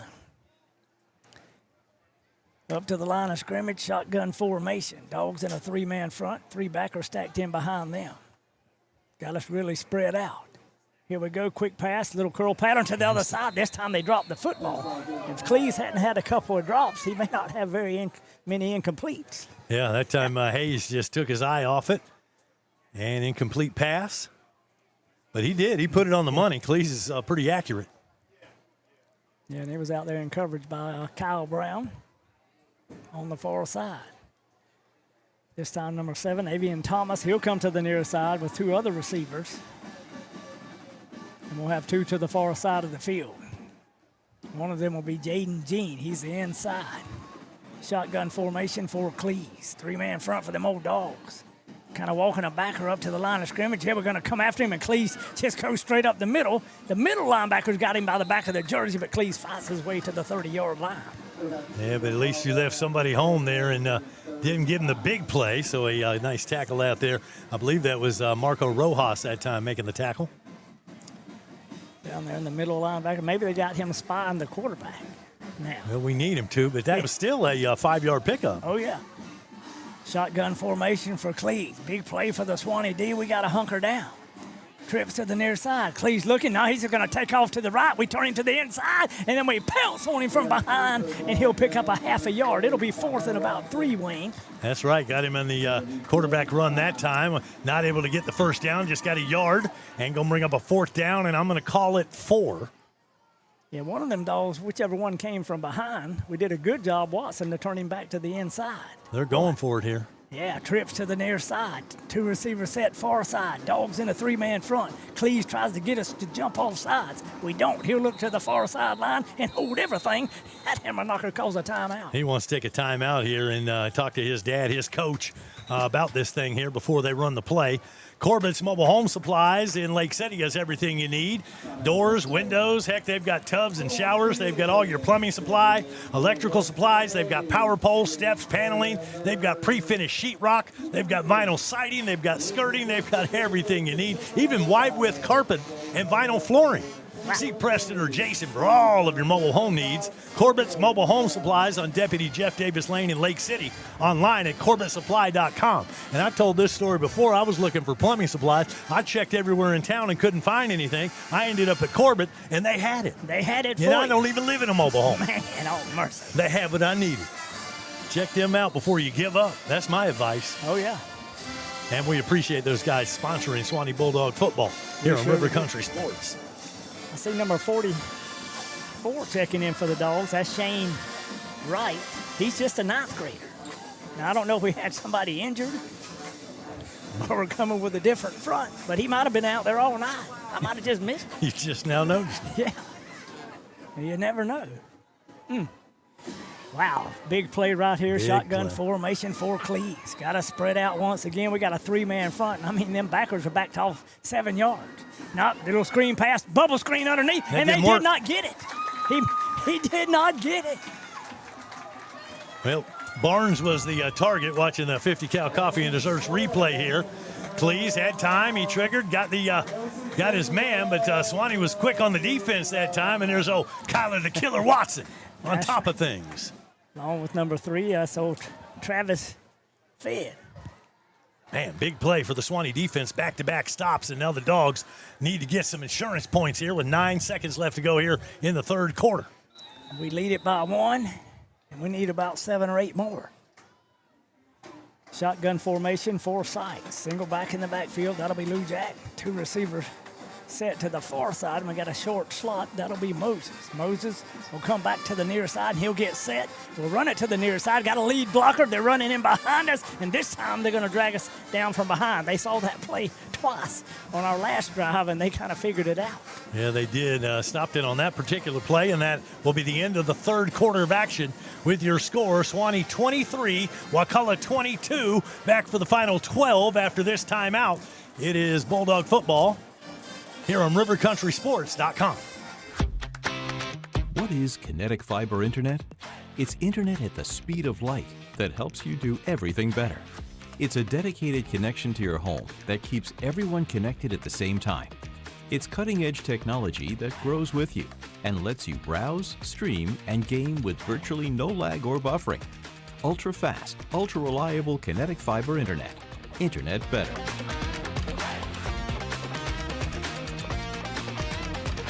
From the heart of Suwannee County, it's River Country Sports, your exclusive home for local high school sports, live events, and all the hometown action you care about. Catch every touchdown, buzzer beater, and big play, streaming live and on demand at rivercountrysports.com. Proudly supporting all of Suwannee County. This is River Country Sports, your teams, your town, your stream. And back here at River Country Sports, and tell you what, at Langford Stadium, everybody's got 4 fingers in the air right now, getting ready for the fourth quarter of action. And we have got a nail-biter going on here. Yeah, we do, and we're going to have to fight. Battle all the way to the end. That's exactly what it's going to be. Well, this is what I've drawn up. Let's start a nice, long, time-consuming drive and end up with 6 on the board. Yeah, that's exactly the way we want it to be. That's what I want. See what we do here. The Dogs will be in the gun. They're going to get everybody set. Watson and Mo will come to the near side. We're going to hand off to the near side, try to get those blockers, try to get the blockers to the near side, but now they see that pursuit coming that way and the pulling guard, and there'll be blue jerseys. Yeah, and then they're coming from the backside, but I had both of the Watsons that time, 21 and 24, their lead blocking. So I had plenty of blockers on that side, but Wakulla doing a nice job of stringing that out. So short game for Suwannee, and now a big third down coming up, 3rd and about 7. Yeah, the Suwannee needs to convert on this one. 3rd and 7, we got to get at least 8 or 7 and a quarter or 7 and something. Need points. 1 point ain't going to cut it. No. Trips to the far side of the field, shotgun formation, 4 sides. Single back will be Lou Jack. They'll bring a blitz package. Got to get rid of it. And Moses! Holy Moses! Makes a catch right over the middle of the football field. And somebody say, oh my, what a big game. Man, here it is again on the replay, and what a catch. And they didn't move the camera on the replay. But anyway, what a catch. Take my word for it. He went airborne that time over the defender and came up with that ball. Wow, what a catch. Yeah, that's his second play where he really had to go airborne for the football and snatches it down out of the sky. That was an athletic play there. Dogs have it at the 45-yard line. Big play on 3rd down. And we got it. Moses to the near side, 2 receivers set to the far side, and Watson will be the short slot or H-back, and he'll come on to the near side too. Boy, they bring a blitz from the outside. We don't pick it up, and boy, we're going to have a sack attack. We're going to lose close to 9. After that big play, then we end up taking a sack, and so putting ourselves in a hole here. We'll be 2nd down, and we got work to do. And that'd have been a good time for a running play right off tackle because you'd have had an opening where the 2 came from the outside, but who knew? Yeah, you got to guess right. That's part of football is trying to outmaneuver the other guy. And this is going to move the ball all the way across the 50 and back to the 46-yard line, so a loss of about 9 yards. And going to be 2nd and 19 coming up for Suwannee. Dogs out of the huddle and getting up to the line of scrimmage. And War Eagles digging in on the other side there in a 4-man front. Fryer and Cherry to the near side. Moses to the far side of the field. Single back in the backfield. That'll be Lujak. Here's a snap and a little play action with Lujak. And then Sykes follows him into the hole. He's going to pick up 5 or 6 yards. But it'll be well shy of the first down. Yeah, it was. But his receiver was covered, and he just tucked it in and ran with it. And so he got good yardage, but not nearly enough. So going to bring up a 3rd down and long coming up here for Suwannee. And that'll put the ball just across the 50-yard line at the 49, and let's call it 3rd and 14 coming up after the 5-yard pickup. And old Moses, he came up a little bit gimpy over there. I don't know if he was making a block or what happened, but he looks a little bit better as he comes this way. Yeah, he's trying to work it out, but he has played a physical ball game here tonight. Fryer and Cherry to the near side. Shotgun formation. They're blitzing on about every play. And we've got a flag in the backfield, and it's going to be a motion penalty against Suwannee. So those 5 yards the quarterback picked up are coming back. Illegal procedure. I don't know if we had 7 at the line of scrimmage that time, to be honest. I know we had – I was watching the 2 receivers near side, and we may not have put 7 on the line. Yeah, we're going the wrong way. You know, the thing about it, Wakulla's kind of figured out we're going to throw the football. They're pinning their ears back and coming. So, you know, somebody say screen pass? I didn't say that. Draw play? Something. Yeah.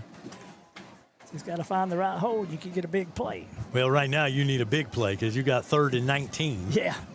Ball on the 46-yard line. We'll have trips to the near side. Shotgun formation for Sykes. Single back in the backfield, and this time we're just looking at a straight-up 4-man front, and they're going to sack us anyway. Yeah. And lose another. Call it 6, 7, 34. And the sacks have really been a problem on this particular possession, and now Suwannee is forced to punt it away. So the Dogs did their job defensively, but you really needed points to get some separation there. Got a 1-point lead, and that's not nearly enough with 8:21 to play. No, it's not, because now you're going to have to make a second stand. Wakulla's going to get the football back, and we don't got those 7 points. Exactly. I'll have to kick it away, hope for a good snap. Wilson will stand right around the 26. Boy, got a low snap. They don't come after it. They want the return, and we get a sidewinder kick off the side of his foot. See if it, and we'll down it right at the 41. We'll take a timeout on rivercountrysports.com. Uh-oh, better call Bennett's. When it comes to glass, in this area, folks know to call Bennett's Glass Company. Serving Live Oak and the surrounding areas for over 50 years. Their reputation speaks for itself. From commercial to residential, new construction, remodeling, custom glass, auto glass, shower doors, mirrors. Tell your insurance company you want Bennett's. Bennett's Glass Company on Gold Kiss Boulevard in Live Oak, 386-362-2295. When glass breaks, better call Bennett's. Back here at Paul Langford, right at the 40-yard line. That's where Wakulla is. Their own 40 to start this drive. 60 yards from pay dirt. Shotgun formation for Cleves. They'll bring that receiver in motion, and he's going to hand off, actually, and that's their go-to guy. Barnes takes it around the right side. We miss one tackle, and we spin him around, drive him out of bounds. Close, probably about 2 yards shy of the first down. And nice little run that time. Thought we had him bottled up, but he squirted away. And he's that little scat back. He's got some pretty good moves there and picks up about 8 yards on the run. Ball will be spotted at the 48. 2nd down and 2 for Wakulla. I was thinking they're going to huddle up. Yeah, well, the coach out on the field, and he's giving them the play. 20 seconds left to go on that play clock, so plenty of time for them. Suwannee lines up. And, Wakulla went to the blitz that last time, really disrupted what Suwannee wanted to do. I like to see the Dogs mix things up here. Yeah, with that 3-man front. We're trying to get our backers straight. They don't know which side to be on, and it's going to be Clee. Wide open receiver, hits him in stride at the 25, and Cherry may have ran him down at the 3. Yeah, Cherry brought him down before the end zone, but great big old pass play that time. As Cleese had time, slings it down the field, wide open receiver, makes the catch, and Cherry saved the touchdown, but they've got it inside the 5-yard line. Yeah, and I think we got a hound on the ground over there. Somebody's on the ground. And it could be the receiver, actually. Yeah, I think that's Wakulla on the ground. That's a light blue jersey. Yeah. But they've got a first and goal opportunity. Do the War Eagles. They're down at the Suwannee 3-yard line. And that's the thing that happens when you can't pick up those first downs and keep control of the football. Exactly right. And, give Wakulla another chance, and they'll make you pay. I was glad to get the stops we did, but you got to take advantage of that. Yeah, and pretty much, you got to come away with points. It goes back to the turnover there in the first half. Holden Mantu checking in on that offensive line for Suwannee. Cherry will check out of the game. Get him a little breather, hopefully. That young man has played his heart out tonight. Yes, he has. That was number 4, Jaden Jean, the injured War Eagle, and he'll make it off to the far sideline. Seems to be okay. Could have been just cramps or something. Dogs need something crazy to happen here. Turnover would be nice. Yes, it would. Still plenty of time left in this game now. Even if Wakulla scores, Dogs have proven they can move the football on this War Eagle defense. So still a long way to go, but be nice to hold them here. Looks like, I guess Cleese is going to line up under center. Little reverse handoff. Boy, and handoff backside, and it's going to be a touchdown. I think that was number 3. Yeah, that was Barnes on the crossbuck. Yeah. Touchdown, Wakulla. Wow. 7:18 showing on the clock. And War Eagles retake the lead. And now let's see if they go for 2. They've gone for 2 all night long. Yeah. Yeah, I don't see them changing it because, everything's worked. Yeah. Except that one time. That was a 3-yard run and a touchdown by Barnes. Wakulla with the lead, and they want more. They're going to go for 2 here. They don't go with that swinging gate thing. They just go in the regular offense. Shotgun formation. And hang on. Yeah. We got a whistle and a stoppage of play. Wakulla is going to take a timeout before they try this 2-point conversion. 7:18 showing on the scoreboard clock. Support Suwannee Bulldog football by joining the Suwannee High School Quarterback Club. The Quarterback Club is a community of fans and supporters of the program. The club supports the team by raising money for travel, equipment, meals, and so forth. Man, they really do a great job with these Suwannee Bulldogs. If you want more information, want to become a part of this outstanding group, just contact any current member, visit their Facebook page, or text 386-590-1309. That's 590-1309. Mm-hmm. Become a part of that quarterback club. There you go. Be a dog. Be a dog. We got a fantastic finish coming up here. Suwannee just gave up the lead. If they could somehow keep them from this 2-point conversion, though, that would help matters. That would help. I was just wondering, they kind of went from that swinging gate all night for the 2-point conversion. Wakulla now, that's their second time out of this half. They only got one left. Shotgun formation for Cleese. Looks like Barnes number 2 will be there in the backfield. Washington, nope. There, and it's going to be Cleese, and we can't make the tackle when he walks into the end zone.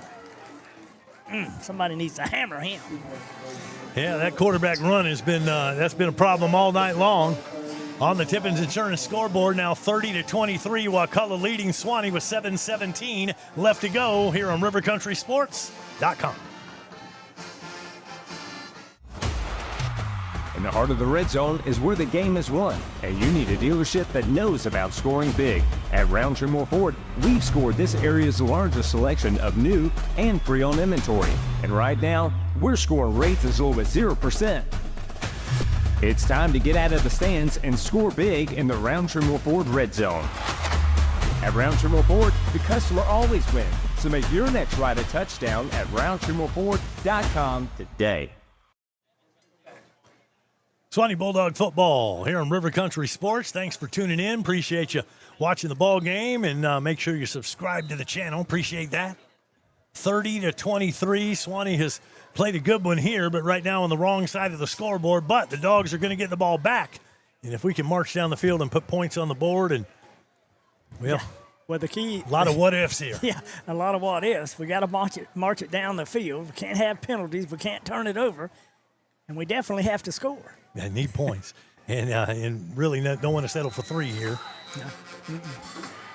Looks like Cleese will tee it up at the 40-yard line. That little pooch kick right up the middle. And I think Fryer gets it once again right at the 20 to the 25, and he is hammered. I mean hammered at the 27. Almost got his helmet knocked off. Yeah, a couple of War Eagles took him down hard, and Suwannee will start possession right there. But, Fryer picked up that football, and, number 5 and number 26 got him. So that's Derek Davis along with Armin Lindsay. I called Lindsay's name quite a bit on this defense. Yeah, and you talk about that kick. It's just a line drive knuckleball, but they get down there in a hurry. I mean, they do. Nice coverage. Now, Suwannee will have the ball to start this drive at their own 27-yard line. Dogs need to get down the field and score at the end of this drive. See what kind of blitz package we get here, and we got to figure out the play. Looks like number 12. Yeah, with Darius Cray. Yeah, we'll go to the far side with old Bubba Lovett. Single receiver near side, that'll be old Mo. Shotgun formation, we got a short slot with Watson or the H-back. Hand off to Lujak. Lujak finds a hole, tries to cut it back. Boy, then he's tackled right around the 32. Nice gain on the first down play. And so Suwannee will pick up about half the needed yardage for the first down. And if we could have got rid of that one would-be tackler, he probably would have another 15 or 20 yards down the field. Would have got picked up probably by the quarterback Cleese, the safety. Second down, 5 yards to go, Suwannee. Shotgun formation, single back in the backfield. 2 receiver set to the far side. Single receiver, old Mo to the near side of the field.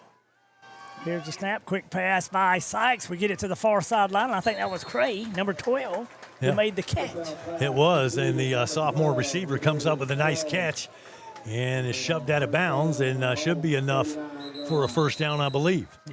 Yeah, just over the first down marker. And stoppage on the field. This is a water break, 6:25 to go in the ball game. 30-23, Dogs on the short end of that. Back after this on rivercountrysports.com. It's a district showdown tonight as the Dogs host the War Eagles of Wakulla. Stop by Live at Jewelry and check out our fall lineup of Lormar and Opal inlay selections from Classic of New York, ring designs by Rigo, and earring selections from Spitzer Designs. You'll find it all at Live Oak Jewelry and at great savings. And don't forget our repair and remount services. It's all at Live Oak Jewelry, proudly serving the Suwannee County area for 79 years. And I want to thank John and Bart Bogus and the whole crew down there for sponsoring us here. Boy, they have been with Suwannee football as long as I can remember. Those guys are fantastic. If you're looking for jewelry, hey, get your class ring down at Live Oak Jewelry, whatever jewelry you're looking for. And don't forget that jewelry repair. Those guys can get it done. Live Oak Jewelry, downtown Live Oak and 90 West. Can't beat it, and there's some big old dog fans. They are. They have been, their parents were with us for a long time, and the boys took over, and they have been great big Bulldog supporters, and they are rooting hard tonight with 6:25 left. Mercy. And Moses, he's a little bit gimpy out there, but he keeps going back out. He's out. Cherry, he's been knocked around a little bit. Fryer, he took a pretty big hit in that last return. Yeah, and I think Lovett's out there as a receiver right now. Lovett is, and I saw number 23 checking in, but I don't know if he officially came in. Maybe he was going to go in for Moses and didn't. Still got Cherry out there. He's still working a receiver. Shotgun formation for Sykes. And we got to wait till that water break's really over. Yeah. Right now you got Fryer a little breather on the sideline. And here we go. Shotgun formation for Sykes. Single back in the backfield. That'll be old Lujak. 2 receivers set to the near side. And I mean, we got them spread out. Both of them. Wow, they must have hit us. And there's movement up front, and now they're going to call it on Suwannee. Wow, they must have breathed on us. So apparently, I don't know. We moved. Well, it had to have been the center. Maybe he moved the football a little bit. Could have been. Blaine's had a nice night. Yeah. Here we go again, but we lost those 5 yards. Shotgun formation for Sykes. And they bring that blitz package again right up to the line of scrimmage, and they're coming after us again. We got time, and they're holding us, they're mugging us, and that's the reason we didn't catch the football. Are you kidding me? We were Nobody being saw mugged. that? He had him by the jersey, holding him, and nobody saw that? Oh, my goodness. They got away with one there. Oh, yeah, if he doesn't hold us, we make the catch. Yeah. No doubt. Number 10 had him by the jersey, and he tried to, and he got away with it. Wow. You can't get that one back. I thought the official on the near side would have caught that one because he was right here. Yeah, but no call. Can't catch them all, I guess.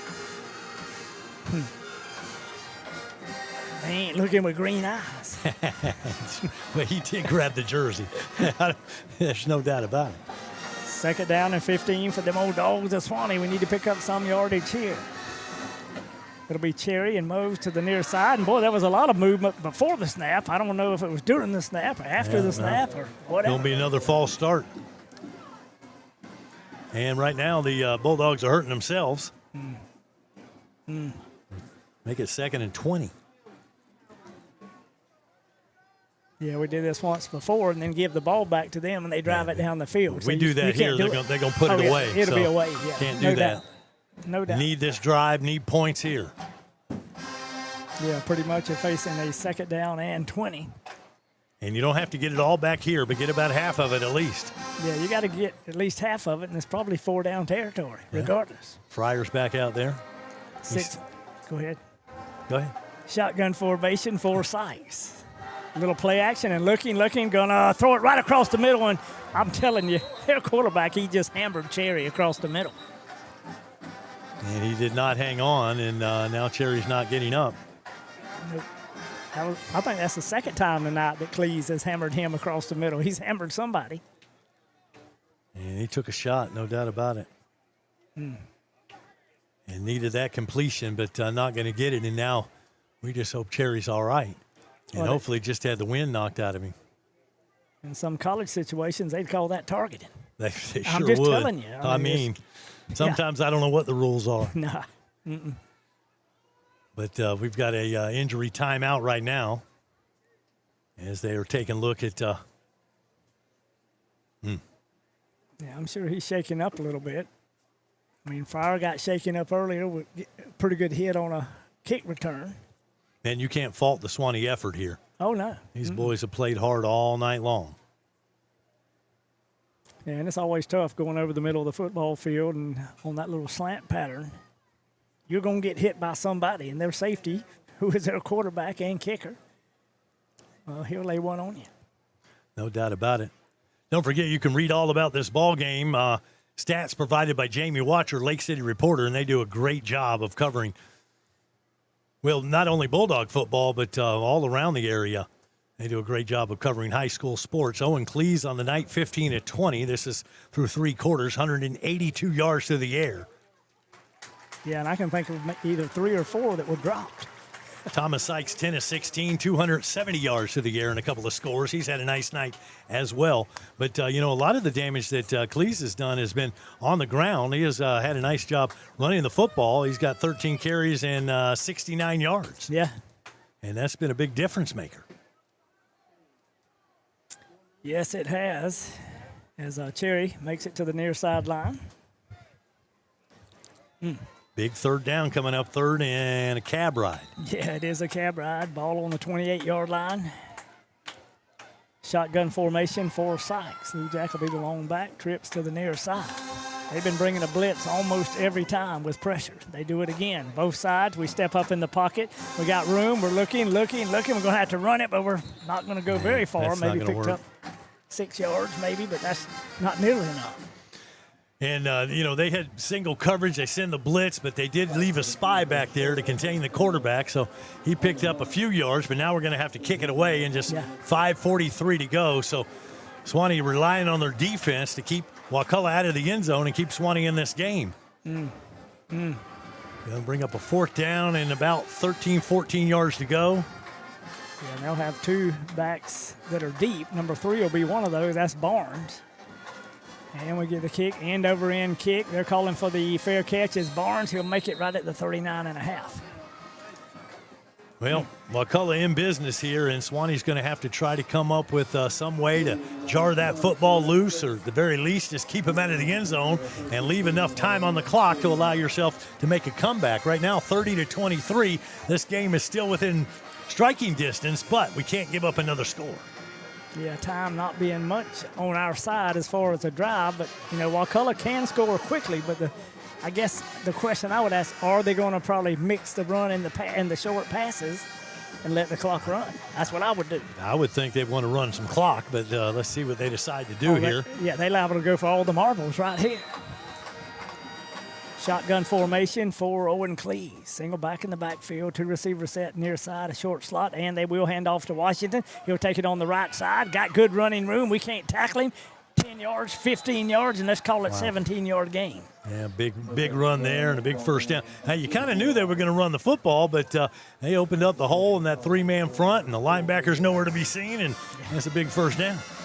Yeah, they got some big blocking by number 14, Wyatt Brown, who is the tight end. I mean, he knocked down 2 of those dogs and looked like a pancake.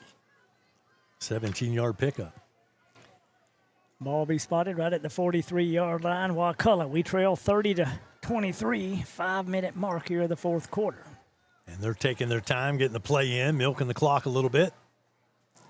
Washington will be the lone back. He'll be sidecar left. Cleese will be in the gun. 2 receivers set on the near side. Hayes will be the one right here near our sideline. Handoff once again to Washington. Cuts it up the middle, and we finally stop him close to the 39. And tackling that play by number 50 that time for Suwannee. That's Colton Hagedorn. Tell you what, we need a takeaway. I see Mantooth check back in. Old Mantooth on the defensive front. Really do need a turnover here. I mean, that's exactly what they need. I'm begging. Yeah, that's about the only thing we're going to get. Ball down to the 39-yard line of Suwannee. 2nd and 6. Down to 4 minutes and change. And great clock management by Wakulla. It is. I mean, use all the time you can. Shotgun formation for Cleese. Single back in the backfield. 2 receivers set. Got a short slot over there. And handoff Adosa Washington again. And we got him hemmed up close to the line of scrimmage. Had him by the jersey and rip him to the turf. We'll get it to the 39.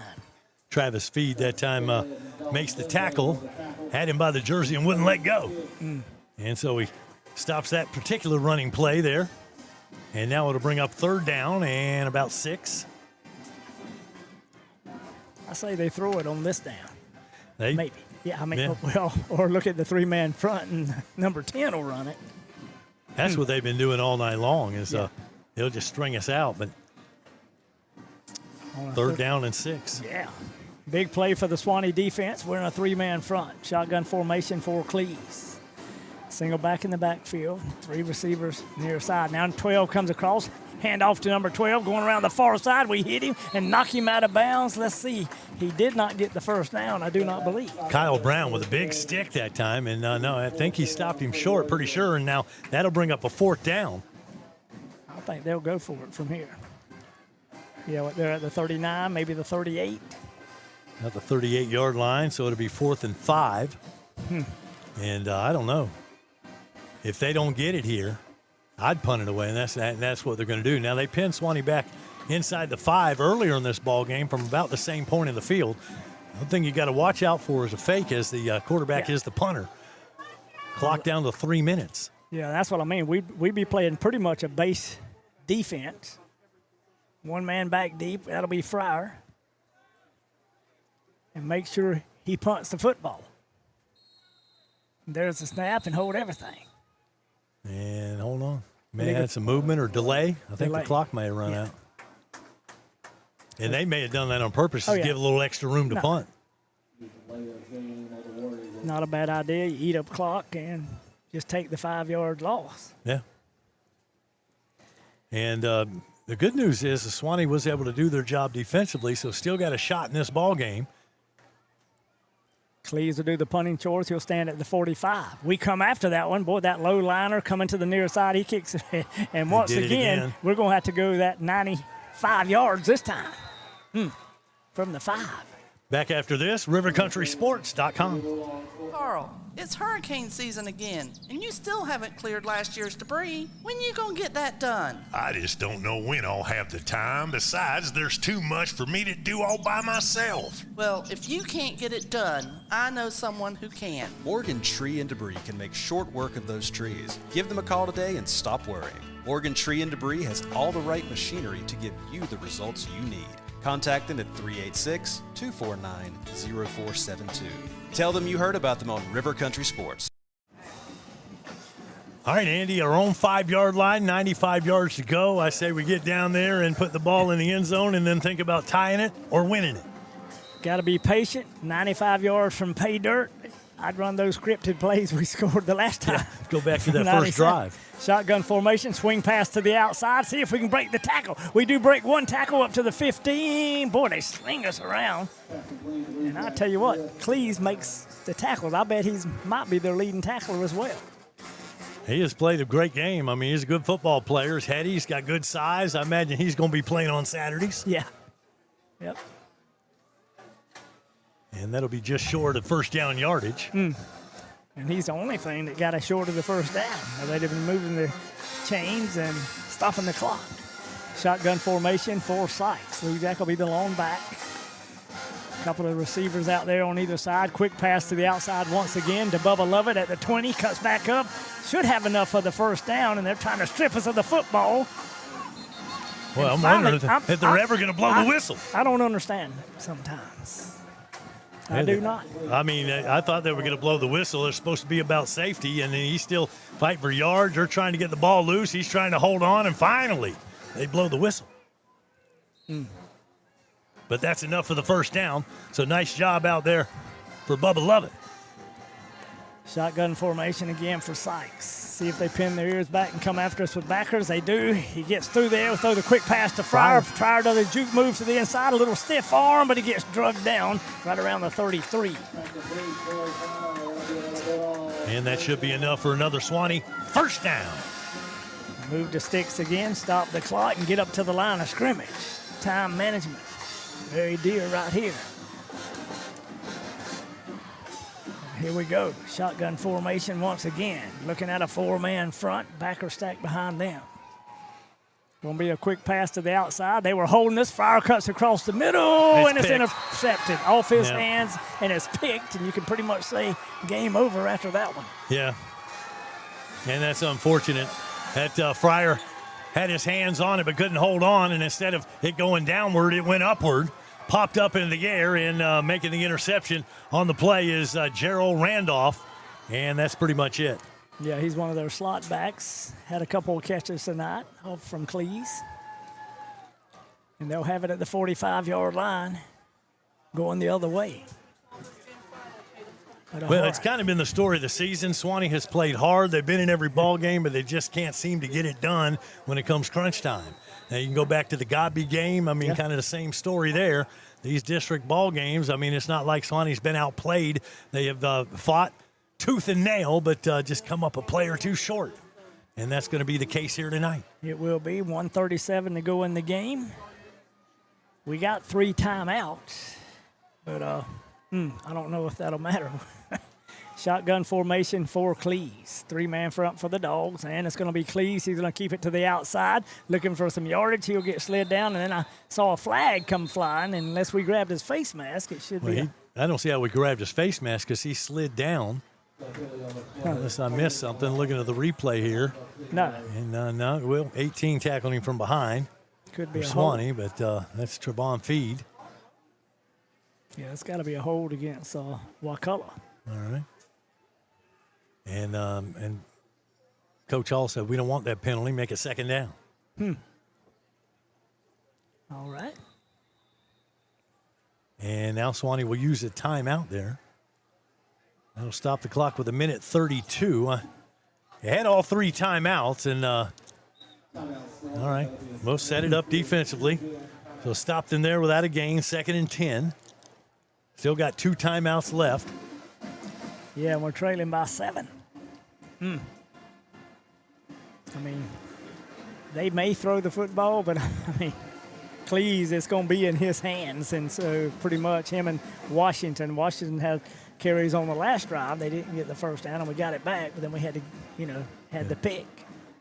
Yeah, that interception. And that was, obviously that's going to go against the quarterback stats, but that ball was on the money to Fryer. He couldn't hang on, and it popped up in the air. Yep. And then they were just Johnny on the spot, and nice interception made by Randolph. Well, and it's pretty much when you go in traffic, across the middle of the football field, you're either going to get hit, number one, or it's going to be, you're going to get hit right after. Or that happens, the ball pops back in the air, and they get the big INT.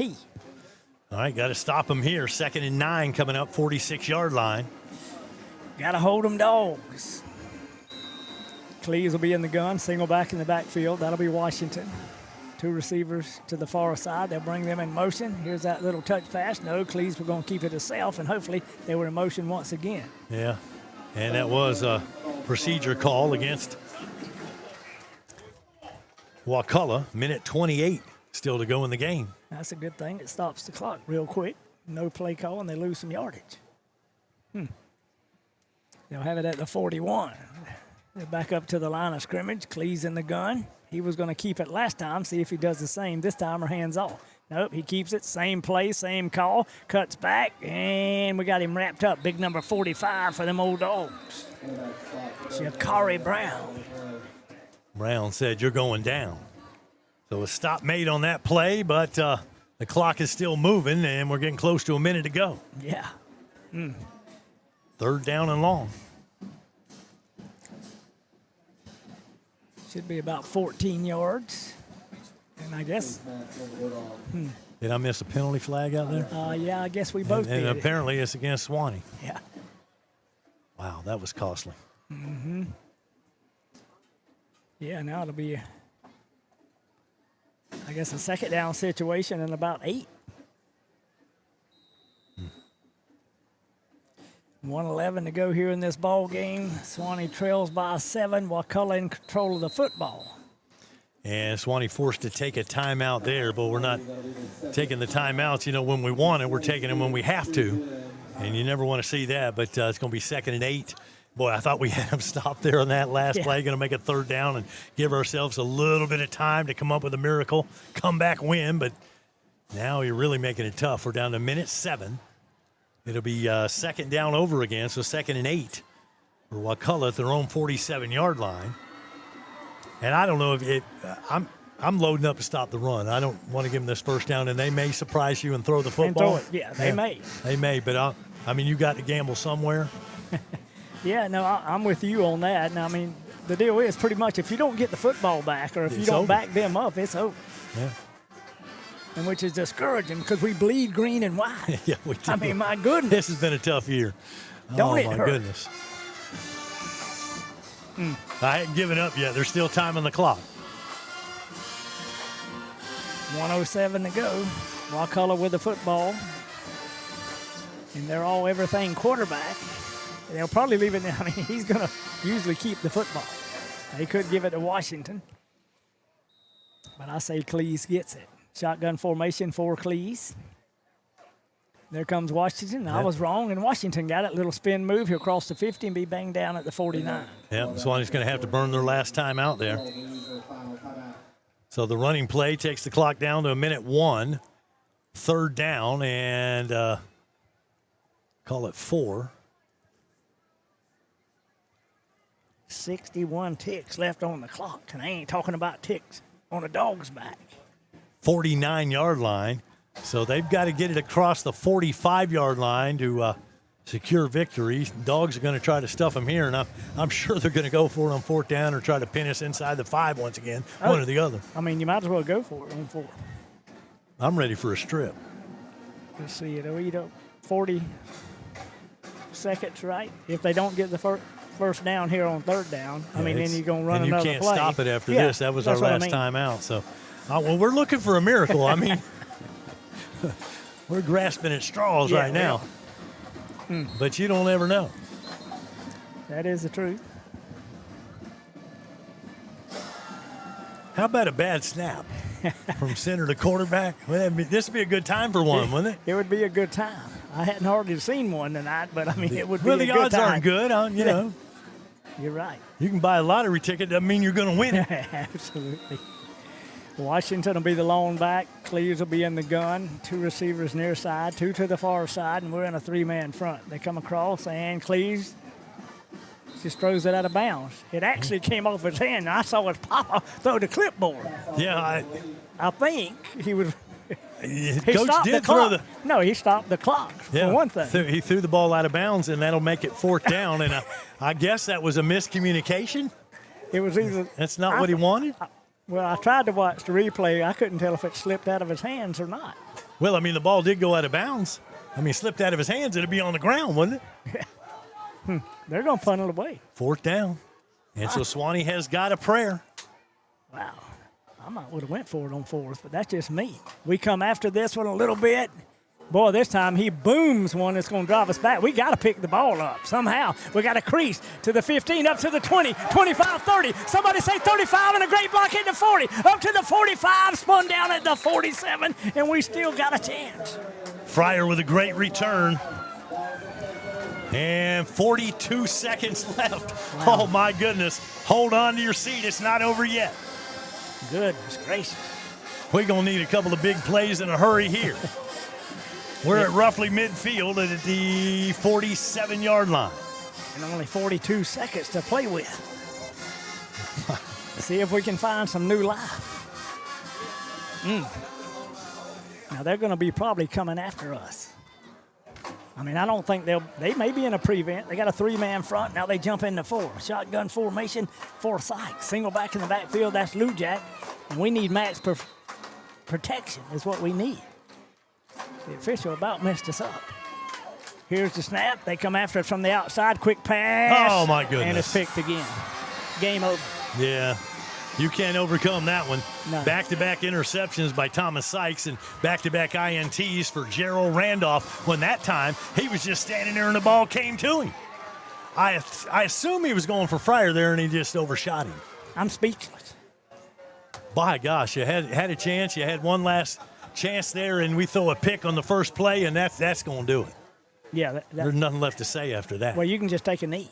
Yeah. If you want to. Yeah. Or I just throw it to the end zone, you know. Don't take a knee. I don't know. His daddy might not be too happy still. You look at the scores in this series, and they always are a nail-biter against these doggone Wakulla War Eagles. Yeah. And Suwannee's going to come up on the wrong side, but lost last year 28-21. Tight ball game. Year before, 24-21. Yeah. Goodness. Wakulla now 8-2 against Suwannee since 2004. That's when Max Prep started keeping up with that sort of thing. But Wakulla is going to get the victory here tonight. They take the knee, and the clock will run, and Suwannee cannot stop it. Dogs put up a fight, but come up a bite short. Your final score, Wakulla 30 and Suwannee 23. Bulldog football on rivercountrysports.com. No matter what the road ahead brings, we'll be there. That's why Farm Bureau Insurance has been a trusted name for over 70 years. You deserve more. You deserve a promise. Local people, great rates, friendly service. That's the Farm Bureau Insurance promise. Farm Bureau Insurance, serving Florida for over 70 years. In Suwannee County, you'll find Farm Bureau in Brantford and in Live Oak. In Brantford on Drain Street, phone 935-1274. And in Live Oak on Dowling Avenue, call 362-1274. Farm Bureau Insurance. What's up, guys? Welcome to Van Carpet One. For 78 years, we've been your local family-owned and operated floor covering store, and we can't wait to serve you. Let's go check out some of the stuff we've got and say hey to the guys. Hey guys, this is Michael Van here at Van Carpet One. Wanted to show you our huge display of carpet.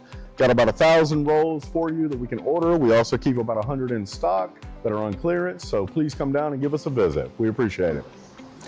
Come in and see the largest tile collection in North Florida. Van Carpet One has every tile you could possibly imagine. If you can't find it here, they don't make it. Guys, take a look at this. This is just some of our options in waterproof vinyl plank, where we have the largest selection anywhere around here, including over 70 pallets in stock, ready to go right now. Come in and see our fantastic selection of elegant hardwood too, followed up by fantastic service that you expect from a company like Van Carpet One. Come on in and see us. We can't wait to serve you. And that's a boom shakalak. Excellence in academic and clubs. Tradition, family, future. Foundations for lifelong learning. Leadership begins here. Careers start here. Curiosity meets opportunity. Building the leaders of tomorrow. Learning begins with love. One district, every student, every day. The Suwannee County School District, my choice for high-quality education. Back here at Paul Langford Stadium, and boy, what a ball game. Wakulla, congratulations. War Eagles 30-23. They improved to 3-2, 1-0 in district play, and Suwannee drops to 1-5 and 0-2 in the district. Got an update on that FSU game. 43 seconds left on the clock. Seminoles have the football. It's 4th and goal at the Virginia 11-yard line, it looks like. 35-28 right now. Virginia leads. And the Noles are knocking. Yeah. I ain't going to say, what do I know about football? Yeah, I don't know. Nothing. Yeah. Nothing. Well, here tonight, a great ball game, but Suwannee's going to come up just a tad short here at their home stadium as Wakulla will walk away with a 30-23 lead. Going to keep an eye on that Seminole game. Also try to get you some late high school scores. When we come back, it's rivercountrysports.com. Your one-stop auto shop, J&W Automotive. You know, at J&W, they do paint and body work. Yeah, collision repair, paint jobs, bumper repair. They'll handle your insurance claim for you. At J&W, no job is too big or too small. They also sell vehicles, repair vehicles, retire vehicles, plus front-end alignments, AC work, computer diagnostics. They cut and program keys. They are your one-stop, all-in-one automotive shop. J&W Automotive. Highway 129 North in Live Oak. Call 364-1377. Online at jwautos.com. Wayne Fryer Live Oak has the largest factory rebates with the best built manufactured homes on the market. We also have the best price per square foot with models starting at just $59.9. With prices like that, these homes are below factory invoice pricing. Ready to move now? Ask about our affordable land home packages. We guarantee Wayne Fryer Live Oak can't be beat when it comes to price, service, and quality. Shop Wayne Fryer Live Oak today or online at WayneFryerHome.com. Shipping stress? No thanks. At the UPS store, it's packed fast, shipped smart, and made fun. Bring your package, track it with ease, and trust them with your most fragile stuff. They even handle Amazon returns. Plus printing, mailboxes, notary, yeah, they do it all. They even do large format printing. Pack it, ship it, love it. Only at the UPS store of Live Oak. What is kinetic fiber internet? It's internet at the speed of light that helps you do everything better. It's a dedicated connection to your home that keeps everyone connected at the same time. It's cutting-edge technology that grows with you and lets you browse, stream, and game with virtually no lag or buffering. Ultra-fast, ultra-reliable kinetic fiber internet. Internet better.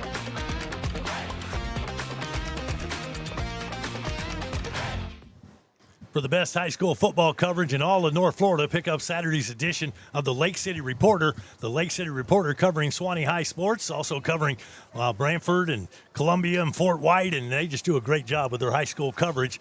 And Jamie Watcher, lead reporter, he sent me final stats here from tonight's game. Owen Cleese on the night. Well, he didn't throw a pick, man. That guy, he don't throw many interceptions. Didn't get a touchdown toss, but scored on the ground. Owen Cleese, 16-22, 233 yards through the air. He picked up another 71 yards on the ground, plus a touchdown on 15 carries. Also on the ground, you've got Washington, number 2 for them, Jeremiah Washington, with 59 yards on 14 carries tonight. And in the receiving department for the Wakulla War Eagles, number 1, Hayes, 4 catches, 54 yards. Washington, a couple of snags for 12 yards. You had Barnes with 4 catches, 28 yards, and Randolph with 5 catches for 87 yards on the evening. Over on the Suwannee side of the stat page, Thomas Sykes, 15-25, 329 yards, couple of touchdowns, but those interceptions, boy, at the end of the game, those were costly. Thomas Sykes on the ground had no yards on the ground. He had 10 carries, but those sacks erased those. Fryer had a couple of catches for 9 yards. Feed had 2 catches for 14 yards. Lujack, this is the rushing department, I'm sorry. Lujack in the rushing department, 11 catches, 66 yards. And Feed had 2 carries for 14 yards. Fryer Fryer had 2 touches for 9 yards. Now in the receiving department, Ty Moses had a big game, 4 catches, 67 yards, a touchdown, including that circus catch. Wow. Also, Jamarcus Cherry with a couple of snags, 88 yards. Coy Fryer had 3 catches, 94 yards in the ball game tonight. Nice. Lou Jack Smith out of the backfield, 2 catches for 47 yards, and Hunter Watson, a couple of snags for 19 yards and a touchdown. Dogs put up a great effort tonight, but are going to come up short as far as total yards in the game. 390 yards for Wakulla, and Suwannee with 418 yards tonight of offense. Wow. But going to come up on the short end of the scoreboard. Boy, that hurts. That does. And again, thanks to Jamie Watcher, Lake State reporter, for those stats. Now, trying to get an update on this FSU ball game. I've got 35-34, and my doggone phone is froze here. I don't know if they got the extra point and went for 2 or what happened there. They went for 1. It looks like it's all tied up at 35. Just got an update. So they may be going to overtime there in Charlottesville. Yeah, sounds like it.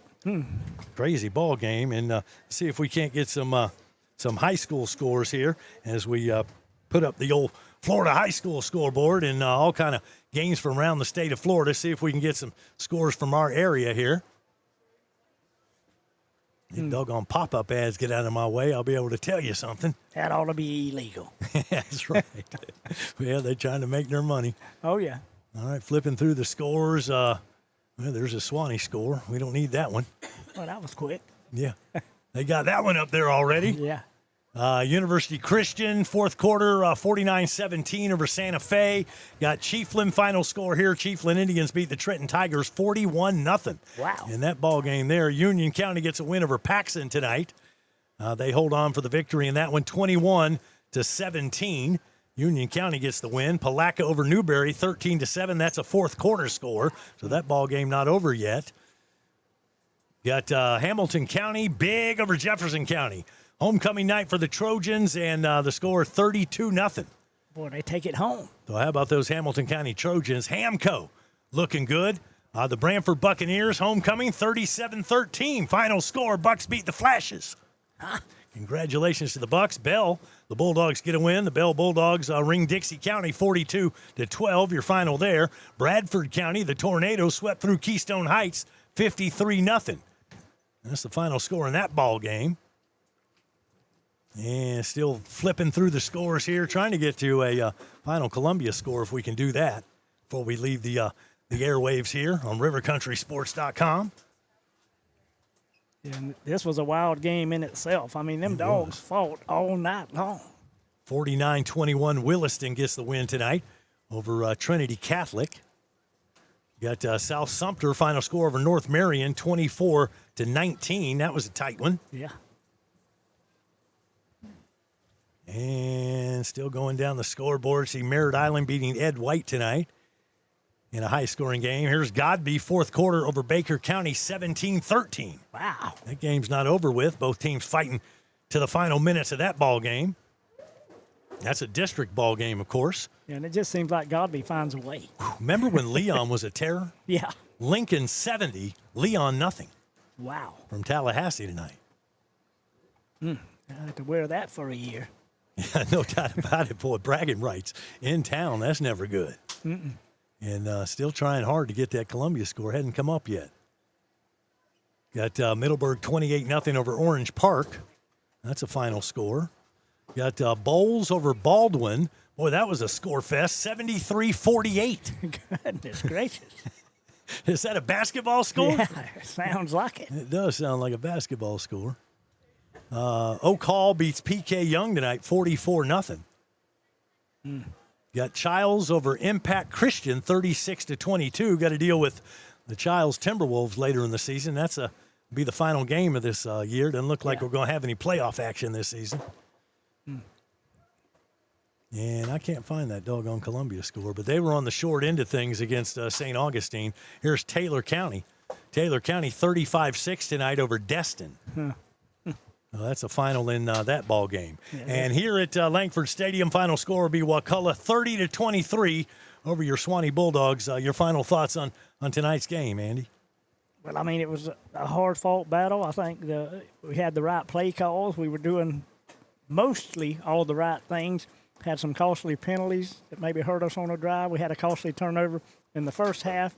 It cost us some points and the 2 picks, but you're getting desperate at that point of the game when those came about, and it's just one of those things. Off your receiver's hands and a pick on the last play, pretty much it summed it up. But, gosh, hats off to the coaches and the players tonight. They put it all on the field. We just didn't get the victory. Yep, just came up short. Suwannee will take next week off and then regroup and go to Baker County on the 10th of October. That's our next ball game and our next broadcast. Don't forget the Coaches Show coming up Monday night with TJ and Coach Hall. We'll have that on the air Monday night at 7 o'clock. As for Wakulla, their next ball game will be at Fort Walton Beach, and that'll be next Friday night for the Wakulla War Eagles. Again, the final, Wakulla beats Suwannee 30-23. Back to wrap up the broadcast after this final timeout on rivercountrysports.com. In the heart of the red zone is where the game is won, and you need a dealership that knows about scoring big. At Roundtree Moore Ford, we've scored this area's largest selection of new and pre-owned inventory. And right now, we're scoring rates as low as 0%. It's time to get out of the stands and score big in the Roundtree Moore Ford red zone. At Roundtree Moore Ford, the customer always wins. So make your next ride a touchdown at RoundtreeMoreFord.com today.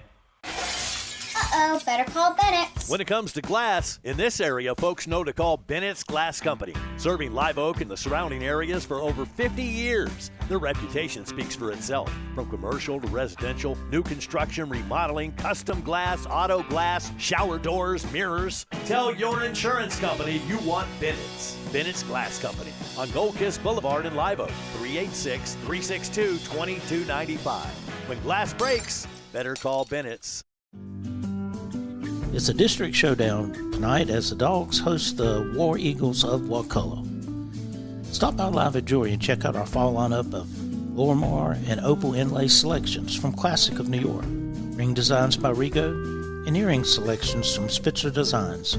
You'll find it all at Live Oak Jewelry and at great savings. And don't forget our repair and remount services. It's all at Live Oak Jewelry, proudly serving the Suwannee County area for 79 years. Carl, it's hurricane season again, and you still haven't cleared last year's debris. When you gonna get that done? I just don't know when I'll have the time. Besides, there's too much for me to do all by myself. Well, if you can't get it done, I know someone who can. Morgan Tree and Debris can make short work of those trees. Give them a call today and stop worrying. Morgan Tree and Debris has all the right machinery to give you the results you need. Contact them at 386-249-0472. Tell them you heard about them on River Country Sports.